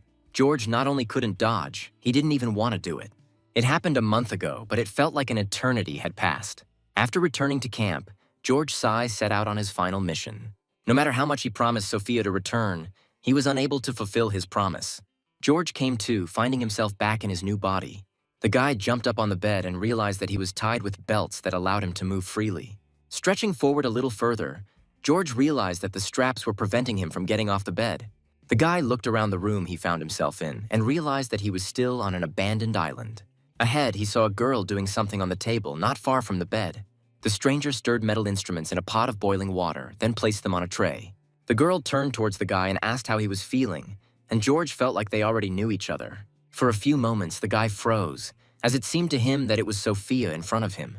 However, soon the remnants of sleep receded, and he realized that in front of him was a completely different person. The girl with black hair and dark eyes said that it was too early for the guy to get out of bed because he had lost too much blood. George noticed a tray in the stranger's hands, on which lay various medical instruments. The girl picked up a scalpel and said that there was no point at all for the guy to stay awake. These words made George tense. The girl walked up to the table and pressed the red button located underneath it. At that very moment, the straps holding George began to tighten. The guy didn't have time to realize how the belts pulled him back, chaining him to the bed. The hands were pressed tightly to the bed, with no chance to move. The legs were in the same position, leaving no opportunity to defend oneself in any way. George realized that he was literally crucified on the bed, in front of a girl who had a medical scalpel in her hands. The stranger laughed at the guy's attempts to escape. The girl said that these belts are custom-made, so even a bear won't be able to escape. The stranger laughed at the fact that the guy now looked like a fish on a cutting board. The girl picked up the scalpel and said with a smile that the guy should behave like a fish. The stranger wanted George to shut up and not interfere with her while she was butchering him. The guy tried to pull the belts with all his might, but nothing worked. The girl, with a smile on her face, approached George, holding a tray with medical instruments in her hands. The guy began to think that this was not a simple coincidence, but someone's order. Suddenly, a thought popped into George's head about who could have done this. He saw Director Akechi's angry face in front of him again. The girl stopped nearby and took a scalpel from the tray. George asked if this was Akechi's order and what she was going to do with it. The girl repeated the director's name after the boy. George took this as confirmation of his suspicions. However, after that, the girl stopped smiling and asked what they were talking about. It seemed that only now did the stranger understand how it really looked from the outside. The girl put the tray aside and said that her name was Rena and she was a doctor. George stopped understanding what was going on in this place and waited for the girl to continue. Rena said she would explain the details of the operation, specifically that she was going to remove the bullets from the boy's body. The girl said that one bullet was stuck in the guy's right leg. Over time, lead dissolves, causing poisoning and damage to the nervous system. Rena said the bullet must be removed to avoid any unpleasant consequences. Now George understood what exactly the girl was going to do with him, but he still had questions. Rini said she had some bad news and one very good piece of news regarding the surgery. The girl said that it was impossible to obtain anesthesia on this island, so the operation would have to be performed without anesthesia. Rini said the belts were there to prevent the boy from twitching in pain, which could cause him harm. George looked at the girl doubtfully and asked what good news she was talking about. Rin explained that she is a doctor with Doctors Without Borders and has worked in war zones, so she is used to performing operations in such conditions. The girl smiled and said that the guy could trust her. George had heard of this organization before and knew that they were now an official humanitarian organization. Rena clapped her hands and said that this concluded the pre-operative briefing. The girl put on gloves and said that consent for treatment was needed, but verbal consent would be fine. However, George turned away from Rena and said he refused the operation. The girl froze for a few moments. Then Rena picked up the instruments again and said that now was not the time for jokes, as the boy had lost a lot of blood, so the operation should begin immediately. George turned his gaze to the girl and repeated once again that he refused the operation. The guy said that Reen was obliged to immediately remove the belts from him. The girl turned sharply to the boy and said that if the bullet was left in, lead poisoning would set in, which would lead to death from blood poisoning or sepsis. George closed his eyes and said that he understood this perfectly well, but he would not allow himself to be operated on. The guy ordered the girl to take off his belts, and then he could pull out the bullet himself since he had experience. Rin shouted that she was an experienced doctor and that the patient should not operate on himself. George said that he could not verify the veracity of her words because there was no evidence. The guy said that he couldn't take the girl's word for it because his life could depend on it. Rena began to understand George's feelings and could not think of any other way to persuade the boy. The The guy looked at her and said that his life was on the line, so he couldn't trust just anyone. Rina flinched at these words, as if she was offended. The girl was shaking from the realization that she could do nothing in this situation. Rina struggled to find the words to explain her urgency. The girl said that she, as a doctor, cannot simply leave the patient in this condition. George reminded Rina once again that medical ethics prohibits performing any procedures without the patient's consent. After this, the girl fell silent and looked down at the floor. George said that if the girl really was a doctor, then she should immediately remove the belts, following medical ethics. Tears began to well up in Rina's eyes. After a few moments, she finally reached for the belts without saying anything. In complete silence, the girl removed all the belts from the guy. After a while, she finished and moved a little to the side. George rubbed his numb wrists and asked Rina to lend him a scalpel. The girl didn't utter a word, reaching for the scalpel. She handed it to George carefully, but her hands were shaking violently. As soon as the guy took the scalpel, the girl grabbed his hand. Rina's eyes were filled with tears, but her gaze showed that she was determined. George was so weakened by the massive loss of blood that he didn't have time to react to her actions. Rina pulled the boy's hand and brought the scalpel to her neck. George tried not to twitch so as not to accidentally harm the girl. Rina said that since she could not obtain consent, she did not have the right to perform the operation. If she breaks this rule, she will cease to be a doctor. George still didn't understand what the girl was trying to achieve. His hand with the scalpel shook with tension next to the girl's neck. Rina said that she had a patient in front of her, and if she didn't get consent and simply backed down, she would also stop being a doctor. Hearing these words, George froze. The boy had heard similar words before from Sophia, who always strived to save people. George shuddered again at the resemblance between the girls. Shaking with fear, Rina said she would add one special condition to the agreement. The girl said that the guy should trust her with his life, and she in return would trust him with hers. George didn't understand why Rina was so stubborn and couldn't just let him go. The girl said that if she did anything suspicious, the guy could safely hit her. George didn't know what to say to such desperate conditions. Tears rolled down the girl's cheeks, and she said that she was proceeding with the operation. George gritted his teeth in anger but did not answer her. For a while, the guy was simply silent, looking at the girl carefully. Then George smiled and began to laugh quietly. Rina looked at him blankly and asked what he saw as funny about the situation. George looked at her and said that there is one most terrible enemy on the battlefield. The guy said that there is nothing more terrible than a person who is ready to die. George noted that a person who is willing to sacrifice his life for a goal is incredibly strong. The guy said he gave up, which caused the girl to slowly calm down. George reached out his other hand to free himself from Rina's grip. The guy himself handed the scalpel to the girl and asked her not to let him down. George looked confidently at Ryan and called her doctor. This made the girl shudder, but she was still glad that she had managed to persuade the guy. A slight smile appeared on Rina's face. Wiping tears from her face, the girl took the scalpel and asked him to rely on her. George started to lie back down on the bed, and Ryan reminded him that there was no anesthesia on this island.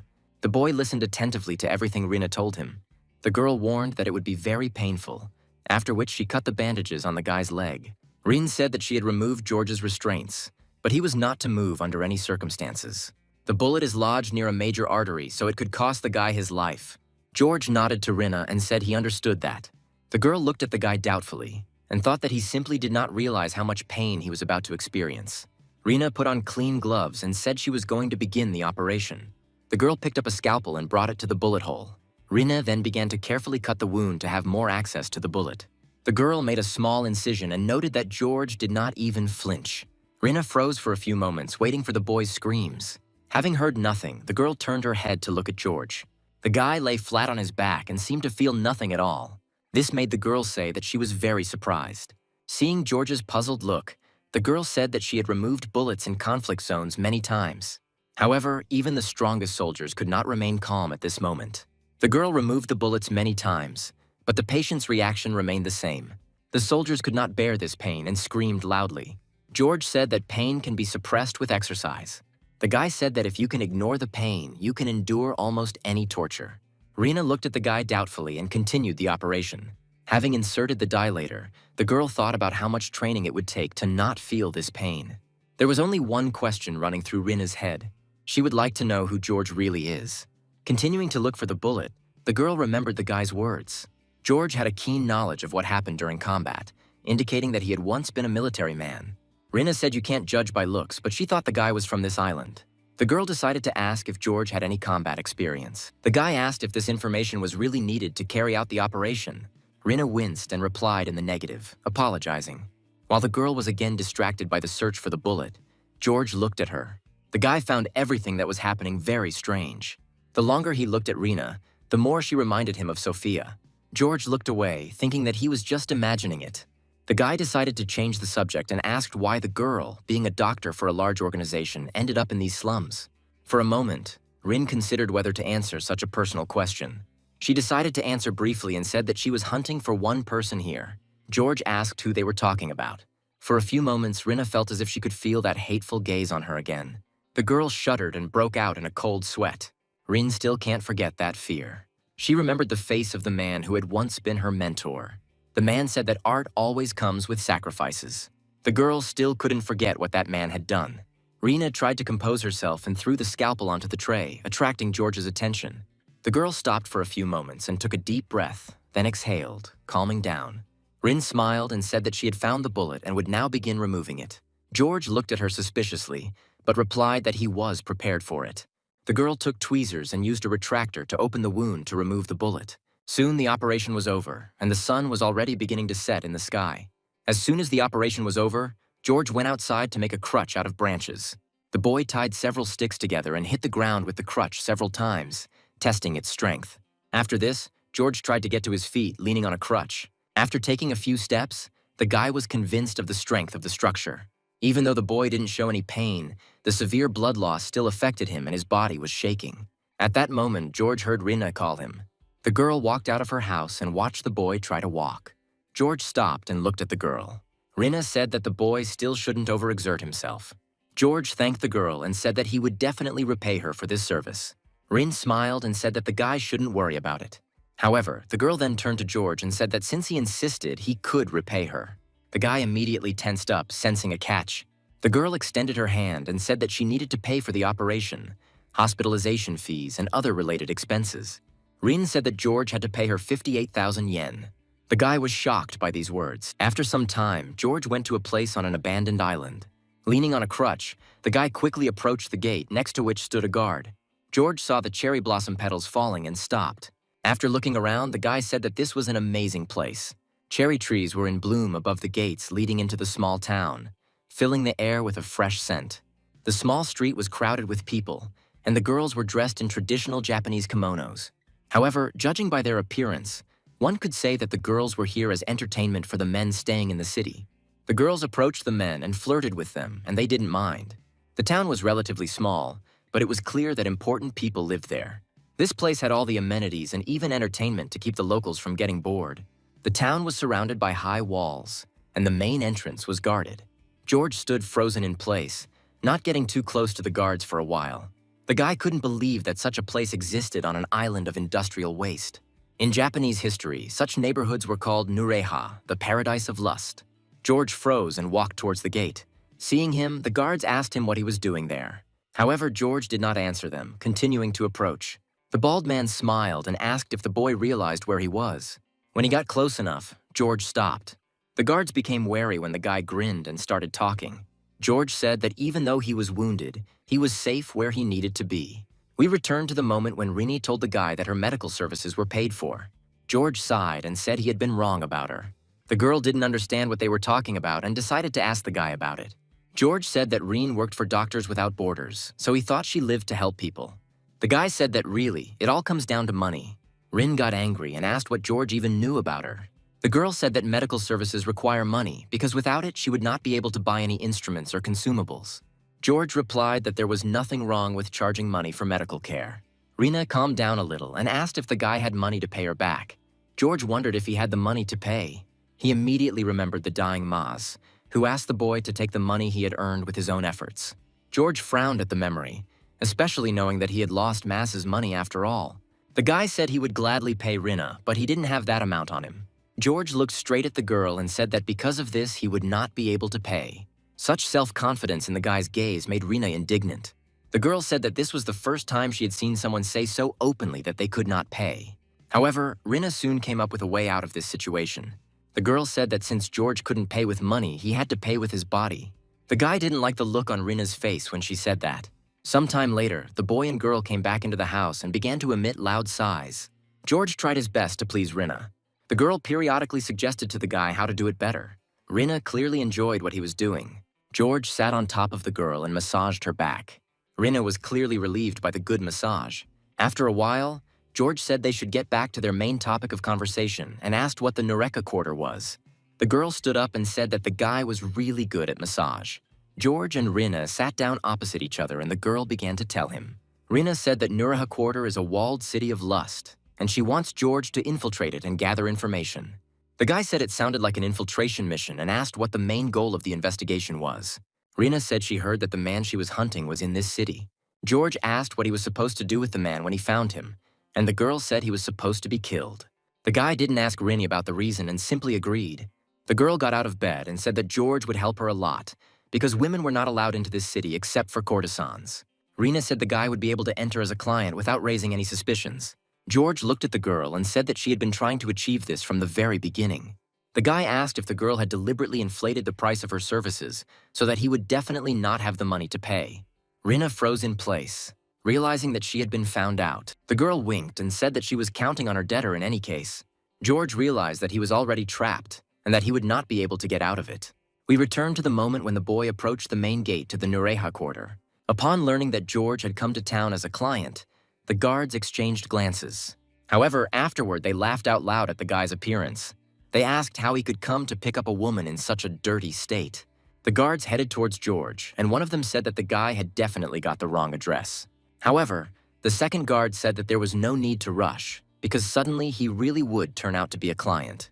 The man approached George and mockingly asked him to show him his wallet. The guy didn't give in to their threats. He was told that every flower in this city is unique. They demanded that George post bail to pick at least one of these flowers. The men said that if the guy didn't have bail, they would call him a liar and beat him half to death. The guards were openly laughing at George and were already looking forward to the fun they were about to have. However, the guy was not going to back down because he had to repay Rina for her help. In response to their threats, George only sighed. The guy admitted that he really didn't have any money. After that, he looked at the guards with a firm gaze and said that he would pass anyway. These words instantly enraged the men. The guard asked if the guy had come just to watch. The second man also rudely said that this was not allowed. After this, the guards called the guy respectable and rushed at him with smiles on their faces. George did not respond to their threats. The guy stood still until the enemy got close enough. George dodged the men's blows with ease. The crutch fell to the ground as if the guy didn't need it. The guards hadn't yet had time to return their hands to their original position, so George grabbed them. The guy quickly turned over in the air before the men could even figure it out. George grabbed the arm of the guard standing to the right and dived behind him. The man immediately felt threatened. The guard turned around hastily and ordered George to stay put. However, the guy had already managed to jump on his back and grab him. George knew very well that the human cervical vertebrae are strong vertically, but fragile horizontally. The guy grabbed the guard's neck with one hand and pressed the other to his head on the opposite side. George needed to aim the blow from the side, at an angle of about 50 degrees. After that, all that was left to do was to put all your strength into the blow. Since the neck was extremely vulnerable in this position, the guy was able to easily break his neck. George has had to fight multiple opponents on his own more than once. The guy remembered very well the iron rule of combat when one fights against two. His first point was to immediately eliminate one of the two from the list of opponents. The guard fell to the ground dead, and the second one ran up to him and tried to shout to his brother. George said that no matter how hard the man screamed, his brother would no longer hear anything because he was dead. The second rule in a fight against two was to piss off the remaining opponent. His words really made the guard very angry. He turned to him, leaving his brother's body, and promised that he would kill George. The guy stood calmly and waited for the guard to attack him again. George compared it to a sack of meat rushing towards you, blinded by rage. The guy easily dodged the guard's blow, who began to act even more recklessly than before. George used his favorite move again and ducked under his opponent's arm. After this, the guy delivered one precise blow to the opponent's lower jaw. Several of the guard's teeth were knocked out and his eyes were rolled back in his head. The man leaned back and began to fall. George straightened up and watched the man fall, making sure he was finished. The unconscious body fell to the ground and did not move again. The next moment, a scream was heard behind George. The guy turned around and saw that the people in the neighborhood had seen their fight and were calling him a killer. The neighborhood immediately went into an uproar and they ordered George to be seized. Suddenly, through the noise, the guy heard the same guards demanding that he answer them. The entire fight had taken place entirely in his head, and the men were still questioning him. George remembered the condition Rina had set for him. The girl said that in the Nareka quarter one should not make noise under any circumstances. Rina explained this by saying that in the Nureka quarter they don't accept men who don't know how to play beautifully. The girl said that the doors of the flower garden open only to gentlemen who accept the rules. Now George was at a crossroads and could not go against Rin's words. The guy understood that if he used force, there would be a noise. The guards flexed their fists and asked why George remained silent. One of their men swung and was about to hit the guy. However, George had no intention of acting in the same way as he had been thinking about earlier. The guy looked sternly at the guard and ordered him to shut up. The man froze in place at such impudence. Then the guards felt a strange aura emanating from the guy. In front of them was definitely a guy who was half their size. However, the aura emanating from him made them feel as if a rock was bearing down on them. George did not interfere in the squabble and turned around. The guy said that he would come back later. Finally, George said that he was doing this because he was a gentleman. The guards stood frozen in their places, not understanding what had just happened. George started to walk back the way he came. The men watched him go with their eyes on his back and remained in complete silence. However, George was not going to back down from the task and approached the block from the side. As Rina had said, the quarter was surrounded on all sides by high walls. The only entrance to this city was the gate where the guards stood. George could easily climb over the walls, but to invade without knowing the internal structure is foolish. The guy heard someone approach him from behind and gasp. George turned around and saw Kay pulling a cart along the wall. The guy froze in place, as if hoping that he had not been noticed. However, Kay immediately recognized his missing friend and overturned the cart. George turned away from the boy and couldn't help but curse. Kay immediately rushed towards him. The boy couldn't believe that the guy was still alive. Kay took a running start and jumped at George with all his might. The boy wrapped his arms and legs around the guy, asking where he had disappeared to. Then Kay jumped around George and said that they even went out to look for him, but they didn't find anything. George ignored the boy's words and thought that he should come back here at night. But then he thought that there should be even more people in this place at night. Kay kept up with the guy and asked what he was doing there. George thought for a moment, and then told the boy that he had come there to buy a woman. These words made Kay scream in indignation. The boy instantly jumped a meter away from the guy. Kay was shocked by how Michio started acting. The boy asked what had come over the guy that he was now saying such things. Tears welled up in Kay's eyes, and he said that the boy had always been kind before. The boy recalled how Michio would ask him every day if he had eaten, and then treat him to food if he was hungry. Kay burst into tears and asked the guy to become his old self again. At that moment, George was thinking that there had to be a way around somewhere, so he had to go around the perimeter of the area first. Kay realized that the guy was ignoring him and started screaming even louder. George looked at the boy and said that he had made the image too perfect. The guy said that unfortunately he couldn't be that ideal Michio. George said that Kay had created an image of the ideal Michio for himself, and now he can't come to terms with reality. The boy gradually became quiet, as his heart was broken by the guy's harsh words. George said that he was currently thinking about the next step of the operation, so Kay should not interfere with him. The boy looked down and said that the guy was right. Before leaving, Kay said that he had completely forgotten that Michio was also a man. The boy said that all men sometimes cannot control such desires. Kay promised that if they met inside, he would pretend they didn't know each other. These words caused George to be instantly distracted from his thoughts. Kay slapped his palms across his face and said that it was time to stop all this. The boy picked up the cart and said it was time to go to work. George turned to Kay and asked what was in his cart. The boy froze for a few moments, not understanding why the guy needed this information. Then Kay finally said that the cart contained sheets, laundry supplies, and cleaning equipment. The boy proudly said that he was now courting the girls from the neighborhood. George immediately realized that the solution to his problem had been right around the corner all along. The guy leaned on his crutch and walked towards Kay. George said he could get into Nureka's quarter if he hid among the things in the cart. Kay didn't like this idea at all. George pulled the tarpaulin off the cart and said there was enough room inside to hide one person. Kay blocked the guy's path and told him he was crazy. George looked at the boy and asked why he was against it. Kay asked why he should help the guy buy women, since if they were caught trespassing, he would be in trouble too. George said he wasn't allowed through the main entrance without bail. Kay laughed at the guy and said that if he didn't even have money for bail, then he had no chance inside anyway. The boy relaxed, realizing that the guy didn't even have enough money to get into the block, and then George asked how much the deposit was worth. Kay said the bail could be around 500,000 yen. The boy grinned and said that he had never seen such a sum in his life. At that moment, George realized how to use K for his own purposes. The guy said he had an idea and reminded the boy that they still had Masa's money. K immediately became serious and asked if this was the same Masa they were talking about. George reminded that the guy was dead. The guy said that Masa left him all his savings so that he could find his sister. These words made K break out in a cold sweat.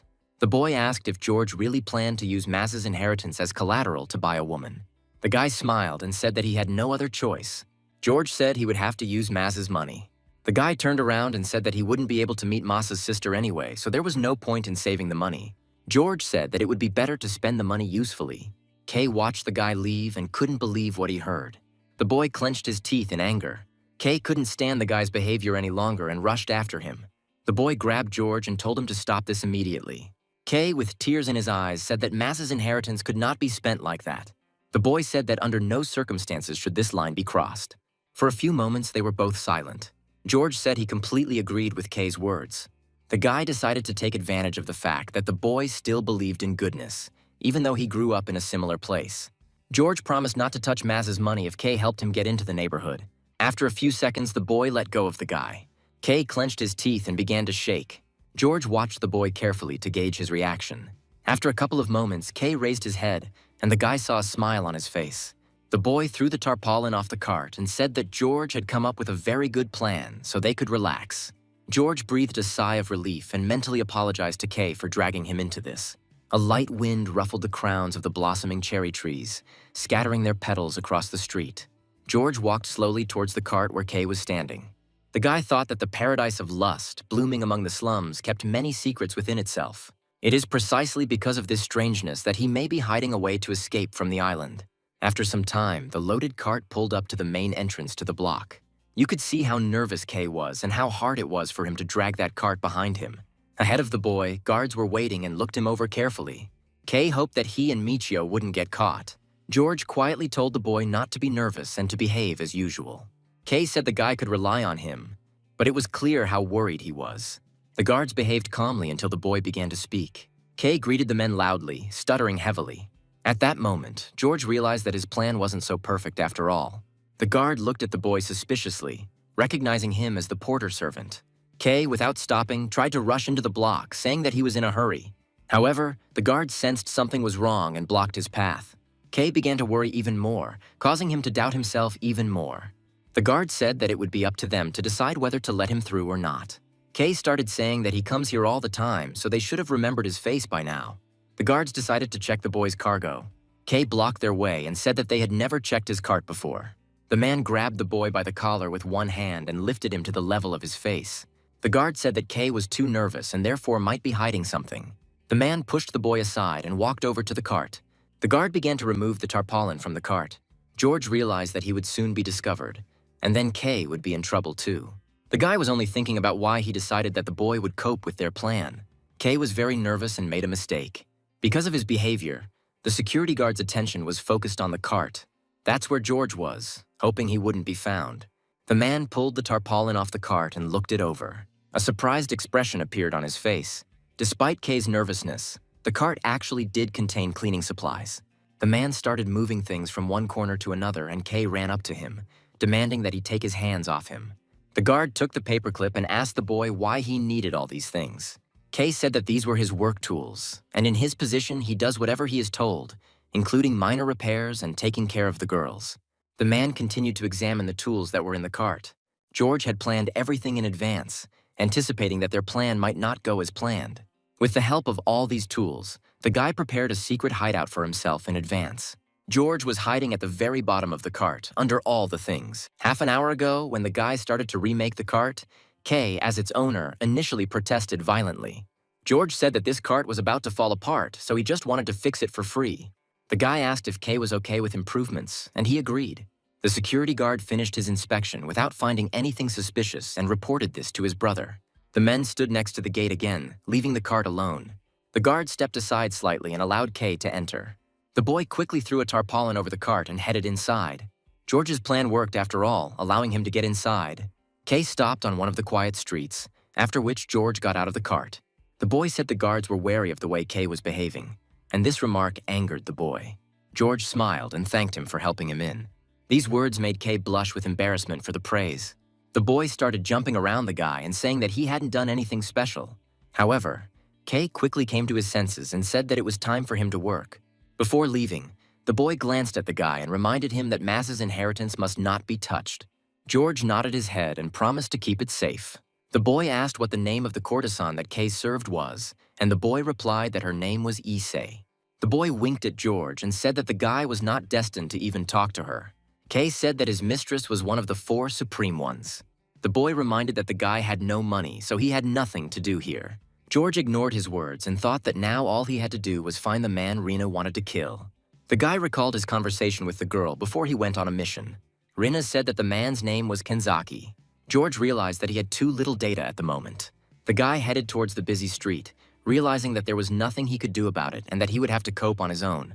On the street, many men walked accompanied by courtesans who flirted with them in every possible way. Former military man George Tsai always had one habit. Whenever he found himself in a new city, he would carefully walk around it. The most important thing was to feel the city, understand it, and explore it. After some time, George noticed that the buildings were erected according to a certain pattern, and each longhouse had 5 identical rooms. At the entrance to each room, as if inviting, sits a woman. Some rooms were closed, indicating that they were currently receiving clients. George noticed that there were many closed rooms.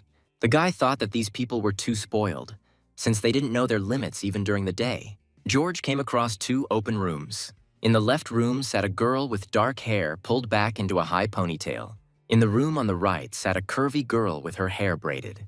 George was thinking about which girl he should approach. After a few moments, he decided to approach the girl sitting in the left room. This girl seemed more attractive to him, and he decided to approach her. The guy thought she looked friendly. George approached the girl and said that he would like to know something. However, the courtesan's gaze immediately changed, and she looked the guy over appraisingly. George felt as if he was the one being chosen now. The girl quickly glanced at the guy with an appraising glance. After that, a smile appeared on her face.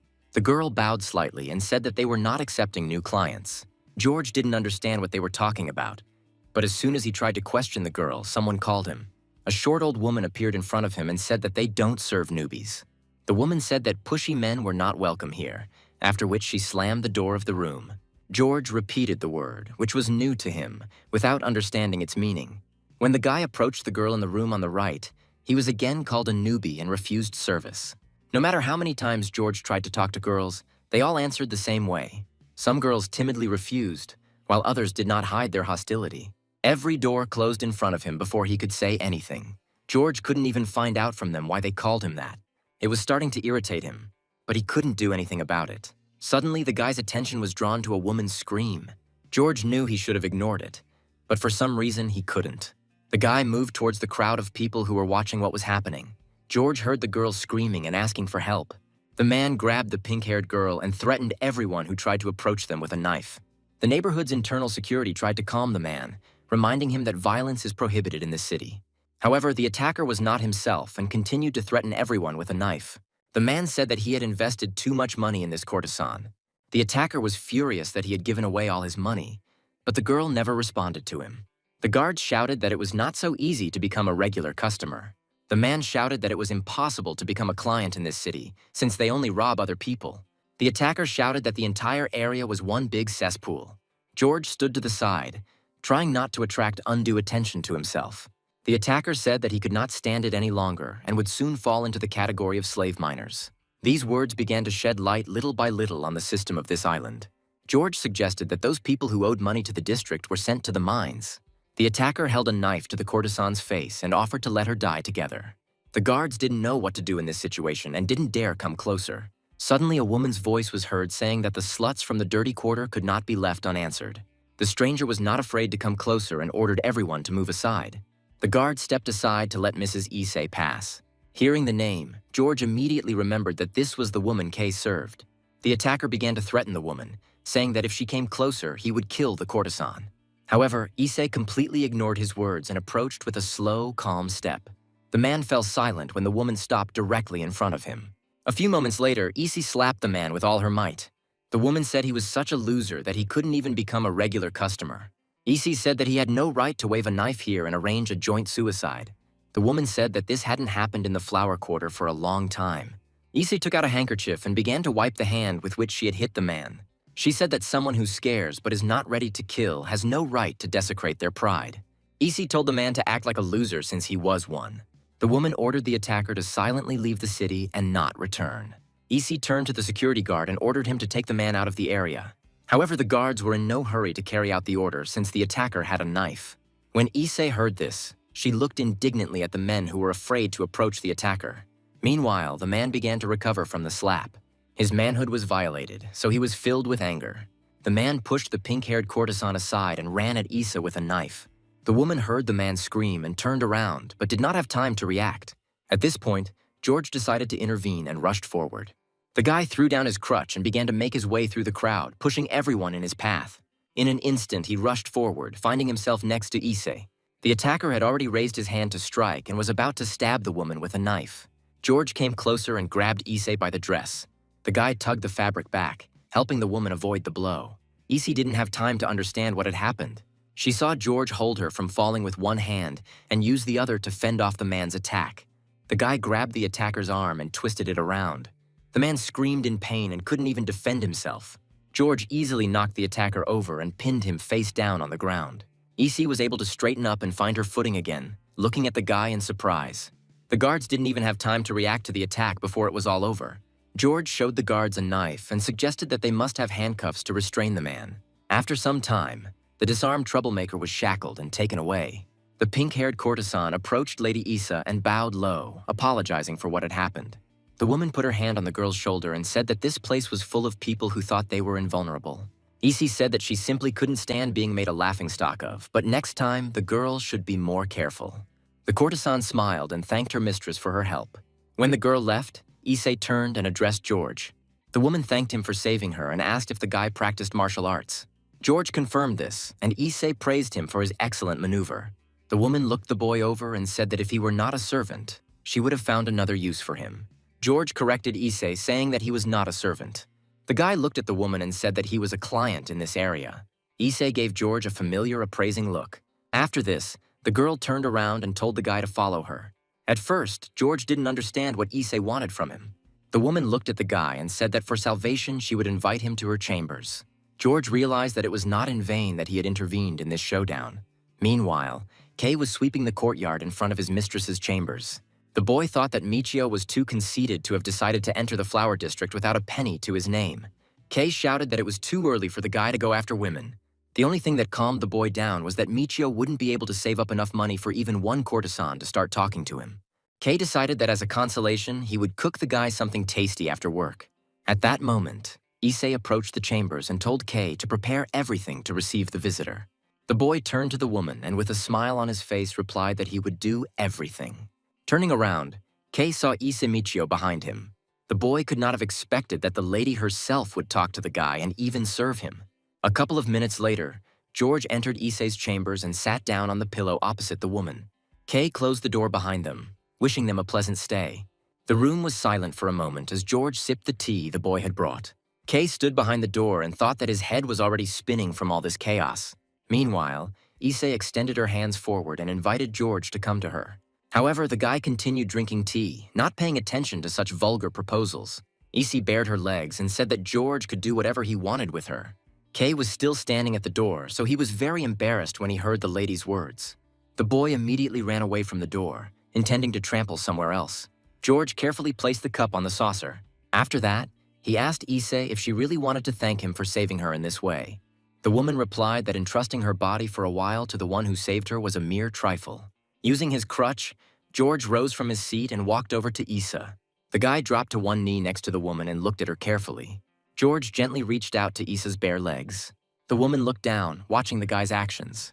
She saw that George did not touch her legs, but only lifted the hem of her kimono.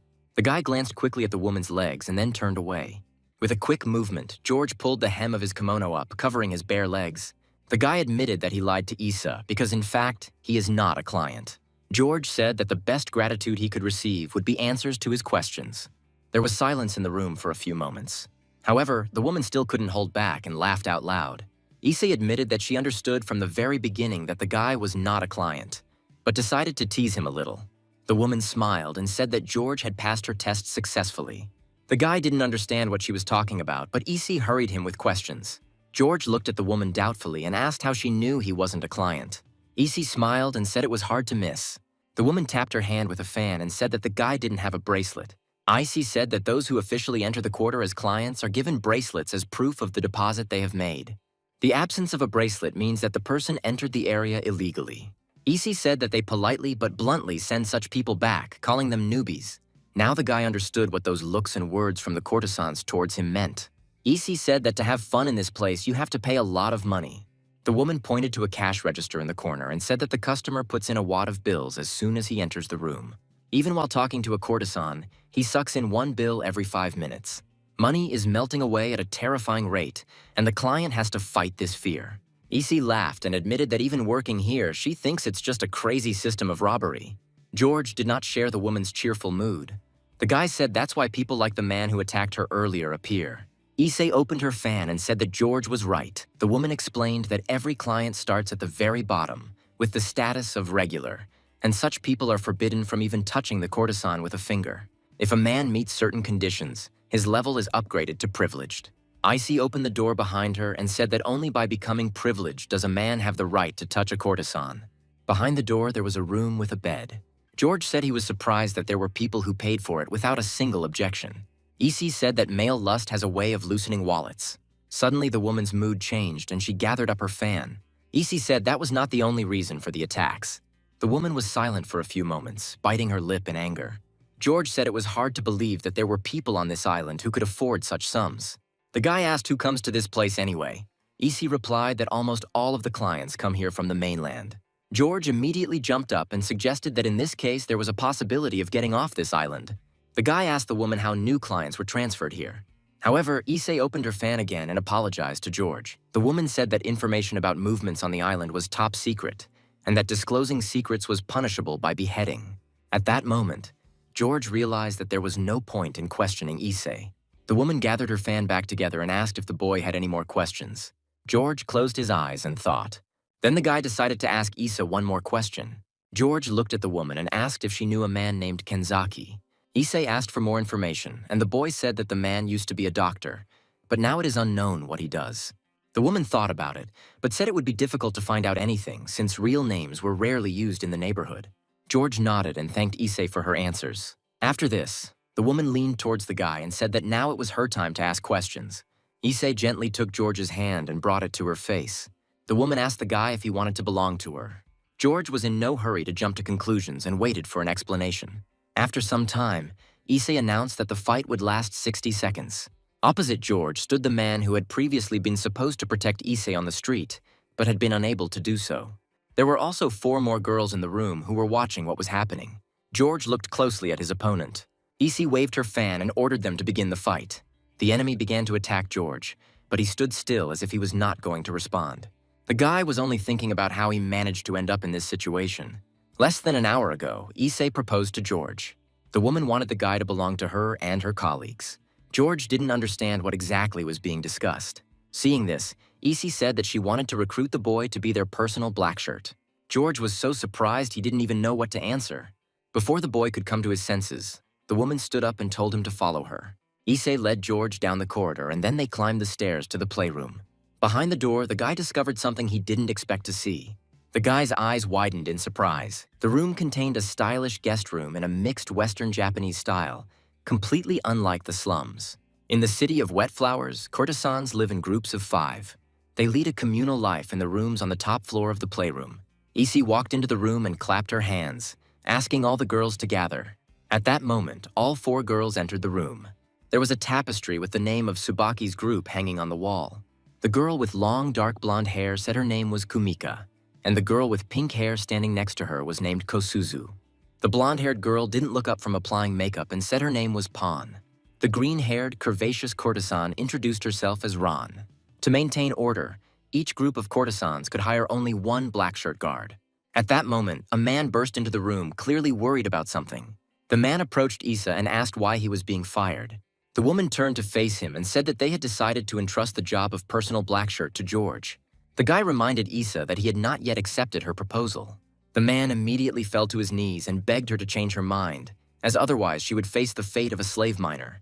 Issei said that she wanted to entrust their protection to a strong man, and all the girls in this room agreed with her. Kosuzu smiled and agreed with Lady Issei. Ron didn't look up from her meal and said she didn't care. Pon continued to apply makeup, saying that she also didn't care who would guard them. The man was almost in tears and asked the girls to give him another chance. The black shirt pointed at George and said that there was no way they would lose to some ragamuffin. Kumika couldn't help but chuckle.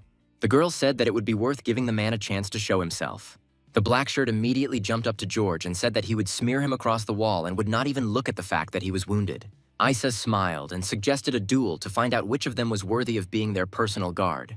And so began the battle for the position of personal black shirt. George didn't try hard to show off his skills because he wasn't required to. The guy easily dodged the man's blows, even despite his injured leg. The man was confused and said that George was just lucky to dodge his blow. The guy, in turn, only looked skeptically at all the man's attempts to reach him. The enemy believed that he could easily defeat the wounded man. However, George was not so simple. His movements were light and smooth, but allowed him to dodge in time. The black shirt kept advancing, but he couldn't reach the boy. Former military man George Sai doesn't like to use unnecessary force. That is why he is in no hurry to attack the enemy. The guy waits for the moment when his opponent gets exhausted from his own attacks and gives up. The black shirt tried to strike faster, but it didn't help him. The man decided to try to get George angry and started teasing him about how he was afraid to say anything. However, even if it is an unfair fight, George's principles remain the same. The guy thought that if he became a black shirt, he would be able to live legally in this city. George decided that there was quite a lot of benefit in this. The guy decided that it was time to end this fight. As the black shirt raised his hand again to strike, George let go of the crutch. The man thought that the boy had stumbled and dropped his support, so he quickly approached. However, George did this on purpose and was already preparing to strike. The guy delivered one precise blow to the opponent's jaw, knocking out his teeth. In times of need, George Sai knows no mercy. Kosuzu and Kumika exclaimed in surprise. Pon finally looked up from her makeup when she saw something worthy of her attention. Ron couldn't believe that the wounded boy was able to defeat their former black shirt with one blow. Issei expected this outcome of the fight, so she only smiled. The woman took the guy by the hand and raised it up, appointing him the winner. The girls were amazed at how strong the guy turned out to be. After some time, the girls gave George his new uniform. The guy put on a black shirt suit and said it was uncomfortable to move in. Kumika laughed at this remark and approached George from behind. The girl straightened the guy's tie, saying that it was crooked. The girl said in a soft voice that the guy was cool in battle. Kumika's whole appearance suggested that she was flirting with the guy. The girl turned away and said that there were few customers today. Kumika suggested to George that they throw a welcoming party, but just the two of them. The guy immediately understood what exactly the girl was talking about. Sometime later, the girls decided to celebrate the appearance of a new black shirt. The courtesans ate and drank with George, but Kumika sat on the sofa, separate from everyone else. Issei noticed that the guy didn't drink alcohol and asked why, to which George said that alcohol was poison. Pon looked at Kumika, who was sitting separately, and asked what she was offended about. The girl said sadly that it was supposed to be a party for two. Pon laughed and said that even if George was handsome, love between black shirts and courtesans was forbidden. Kumika turned to them and said that it was not about love at all. The girl said that when she sees a strong man, her uterus goes crazy. At this point, Ron joined the conversation, slamming her glass on the table. The girl warned that if they started an affair, she would report it to the appropriate authorities. Ron said she wouldn't feel sorry for them because she would get points for it, while George checked the food for poison. Kosuzu asked her not to say such horrors, to which Ron replied that such were the rules in this place. Pon asked Ron how many points they could get for reporting an affair between a courtesan and a black shirt. As if preparing for this question, Ron took out a piece of paper with the rules written on it. Having found the right line, the girl said that she would be given as many as 20 points for it.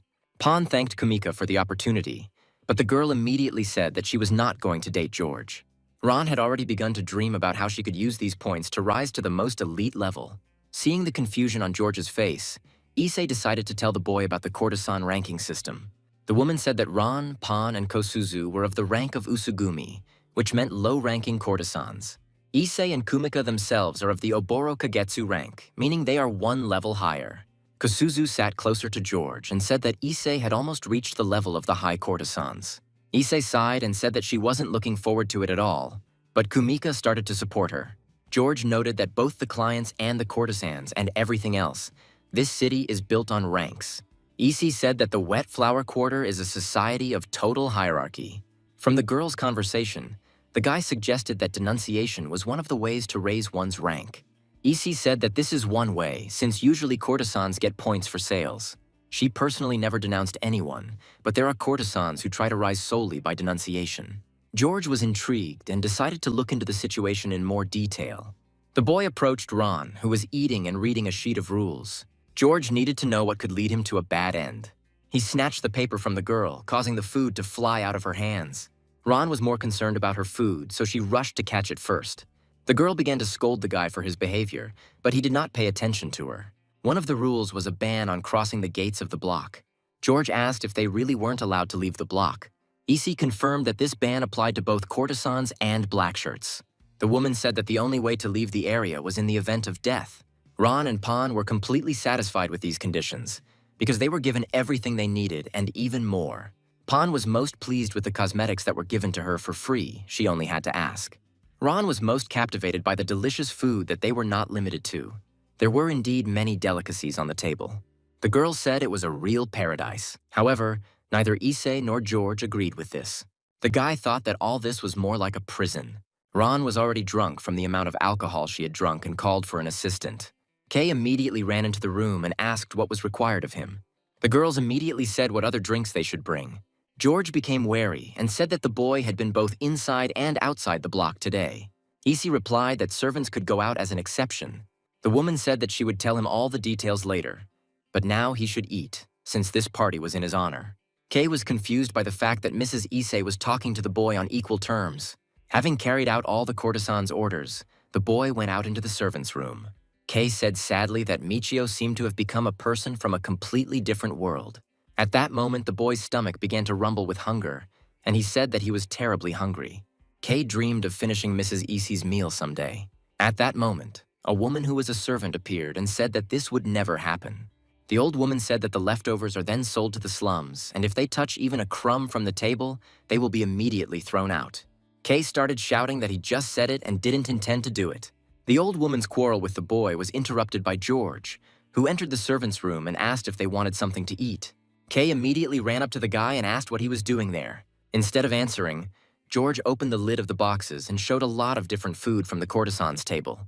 Kay's mouth immediately started to water, and he asked why the guy brought it. As soon as the boy took a piece of food, the old woman reminded him that he couldn't eat it.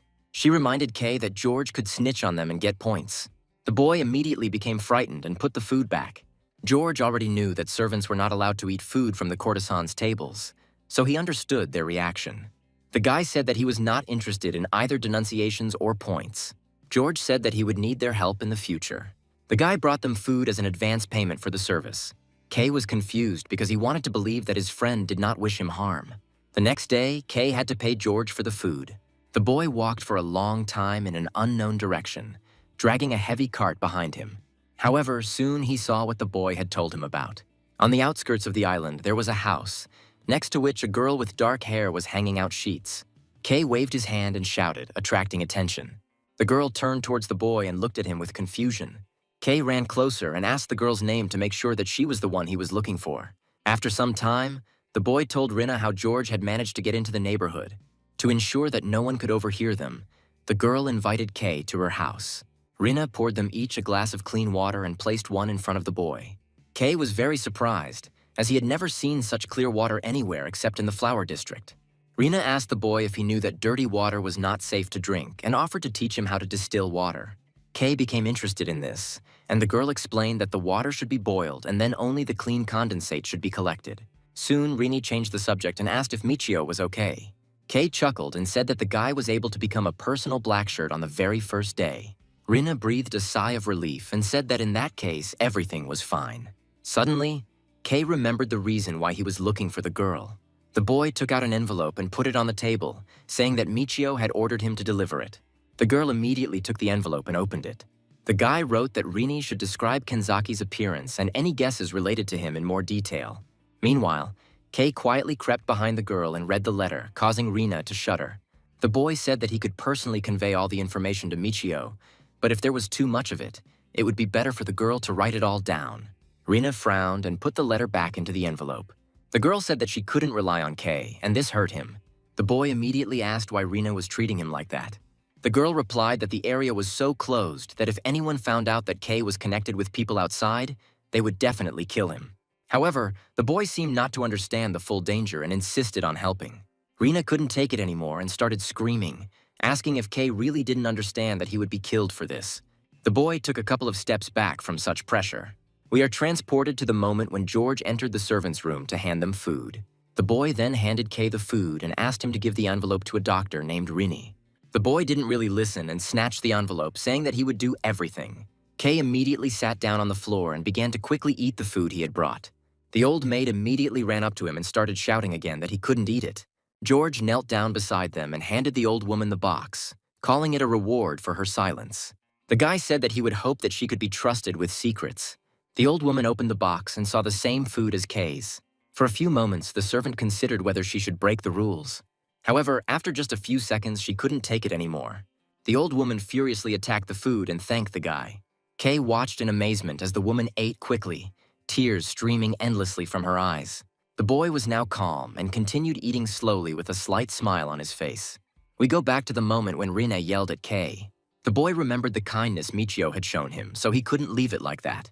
Kay jokingly said that the guy had lied to him from the very beginning. These words caught Rina's attention and she turned to face him. Kay said that Michio initially told him with a calm expression that he had come to the neighborhood to buy a woman. The boy admitted that at that moment he almost hated the guy. However, Kay then realized that Michio came to the flower district to help people. The boy said that this is why he wants to help the guy with all his heart. Rina looked at Kay in surprise and didn't know what to answer him. The boy came closer and admitted that without his help, Michio would not be able to do anything anyway. Rina said that the guy was always frowning and acting so important. After that, they laughed, and Kay said that Michio has been playing the role of a cold type lately. The boy slapped his chest and said that Rina could trust him and he would not let her down. It seemed that the girl had now calmed down and was ready to trust Kay. Rina said that Kenzaki is most likely using a different name now. The girl also suggested that the man could even change his appearance. Rina said the person she knew might look completely different now. Kay said that in that case, it would be impossible to find him. A little later, Rina added that Kenzaki had one peculiarity. The girl was convinced that no matter how hard he tried, the man would not be able to hide it. We returned to the Nuraha quarter, where George began working as a personal blackshirt. The guy kept a close eye on the clients who came to this place from the mainland. George understood that there was an entrance and an exit to this island. After a while, the door to Issei's room opened and she asked how the situation was outside. The woman said that everything was calm now, so George shouldn't worry so much. The boy replied that he couldn't relax because he was on a mission, and these words made Issei laugh. George said he chose a rather leisurely time to start work. Issei replied that everything was quiet here in the morning, since the real work in the nightclubs began in the evening. The woman looked towards the rest of her colleagues' rooms and said that Kosuzu had already opened early in the morning. Issei said that it was mainly the courtesans who were on the verge of the rank of Usubeni who worked in the morning. At that moment, Kosuzu saw a familiar man and called him. The girl jumped up and invited him to come to her, since she was free now. However, the man nodded to her easily and replied that he could not do this now and promised to come another time. Kosuzu winced at the refusal she received. George looked at her and told Issa that the girl had her own plan. The woman replied that someday the guy would be able to understand all the tricks of the courtesans. After this, Issei approached George and whispered in his ear whether Kay liked yesterday's leftovers. The guy pretended not to understand anything, but the woman said that she had long ago figured out that he was up to something. Issei asked what picture George was painting in his head.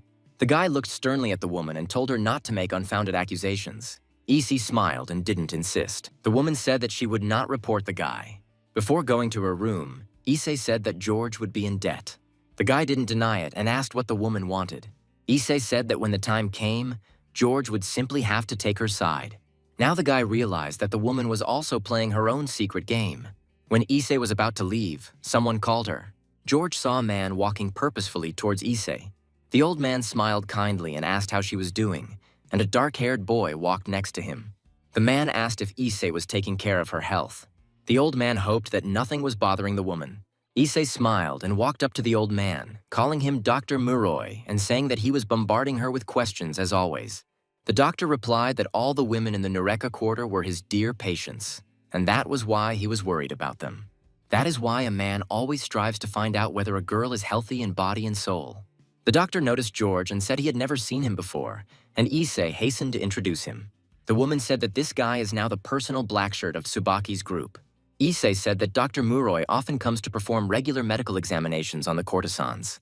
At that moment, the woman realized that the time for the next medical examination had not yet come. Muroi said he was informed that the chairman was feeling ill, so he came for a checkup. Issei smiled and said she would hope the chairman was okay. The doctor replied that the man was cheerful and fresh, and surprisingly resilient for his age. But something caught Muroi's attention. The man approached George and asked why he needed the homemade crutch. The guy replied that he had cut himself a little and didn't want to bother his leg. The man said that this was very bad, because if the wound became infected, the leg would have to be amputated. Muroi insisted on conducting an inspection, but George refused. The doctor sat down next to the boy and said that one shouldn't take wounds so lightly. Muroi grabbed the boy by the leg and said that he should at least disinfect the wound. George didn't like the fact that the doctor didn't listen to him. The boy hit Muroi's hand with his crutch, causing the man to jerk strangely. The doctor's hand flew off at that moment, separating from his body. George winced, his attention caught on that moment. Issei was frightened by the guy's behavior. Some time ago, Kei learned the details of Kenzaki's description from Rina. The girl said that the man had a prosthesis. Kei understood that this was the main clue that Michio could rely on. Rin explained that Kenzaki is missing his left arm below the elbow, so he wears an artificial arm. The girl said that the man was a master of his craft, so changing his appearance would not be difficult. However, he cannot restore the lost limb. This was Kenzaki's main distinguishing feature. At the moment, George was able to find a man with a prosthetic left arm. The boy accompanying Dr. Muroi seemed to be angry. Issei tried to smooth things over, but the boy had already rushed past her. George instantly noticed the approaching danger. The boy's eyes lit up and he reached for his katana. The guy drew his sword and was about to deliver the fatal blow. However, George reacted in time and blocked the blow with his crutch. The boy was significantly smaller than the guy, but his skills were amazing. Issei was afraid to interfere in this situation in any way. George's hand shook with tension, but he kept his eyes on the boy. The boy, in turn, watched the guy closely, but his gaze seemed lifeless. Suddenly, Dr. Muroi's cry was heard, ordering Roku to stop. The boy reacted immediately and turned away from George, putting away his katana. In an instant, Roku was next to the doctor. Muroi admitted that the boy's upbringing was poor.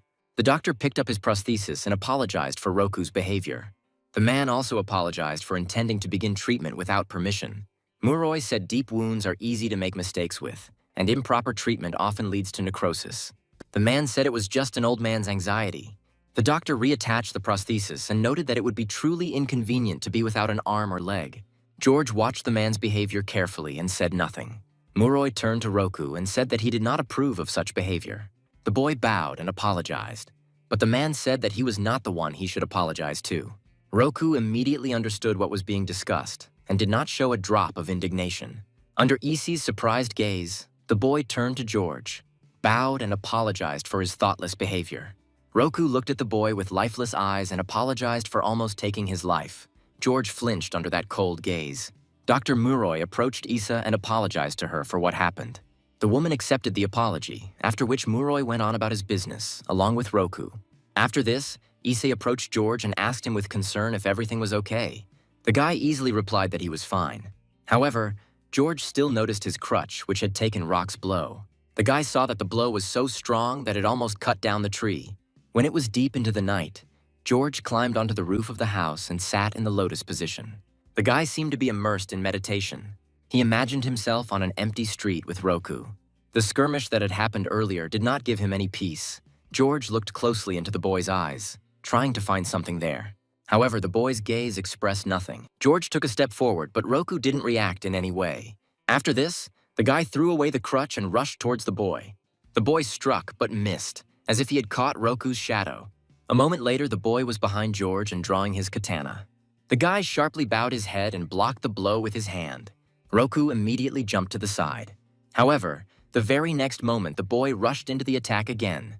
Roku seemed unable to see any attacks other than those aimed at the opponent's neck. George was dodging the attack and accidentally leaned on his sore leg. At that moment, pain cut through him and he became distracted. This turned out to be a fatal mistake, because Roku noticed this and approached him from behind. George noticed this, but did not have time to react. Roku looked at him with cold eyes and said that it was too late. George was angry, but there was nothing he could do.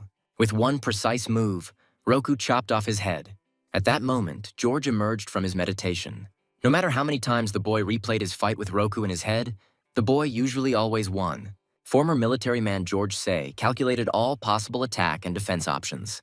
He repeated the simulations in such numbers that they could truly be called countless. Considering that one of his legs was not in perfect condition, he estimated his own capabilities at about 40% of the norm. Deliberately lowering the bar, he replayed the battles in his head over and over again. Constant repetitions of various combinations of movements and events flashed through his head. This time, George lost again and again, and there was nothing he could do about it. These simulations developed his combat thinking and were what was known as George's combat IQ. However, this time everything was completely different. George had never encountered a situation where the probability of winning in simulations dropped below 10%. Judging by his appearance, Rock was only about 12 years old. George couldn't believe that such speed was even possible at that age. The guy was distracted from his thoughts by Kay's voice. The boy climbed onto the roof to talk to George. After some time, the guy learned that the man he was looking for walked with a prosthesis. George said Kenzaki was identified surprisingly quickly. Besides this, the guy was given the opportunity for a real fight. Kay saw that George was very thoughtful today, so he asked what was the matter. The guy chuckled and said that thanks to Kay, he was able to quickly identify the target. The boy was very happy with the praise. Kay jumped to his feet and started clapping George on the shoulder, telling him it was nothing. After a while, they went down to the house, and the guy asked Kay to keep what they had talked about today a secret. The closer they got to the main room, the louder the crying became. George became alert and went into the room to find out what had happened. When he entered, the guy saw Kosuzu crying and Kumika comforting her. The girl still couldn't calm down and her friend's persuasion didn't help. George was wary, but decided to wait until they decided to tell him everything.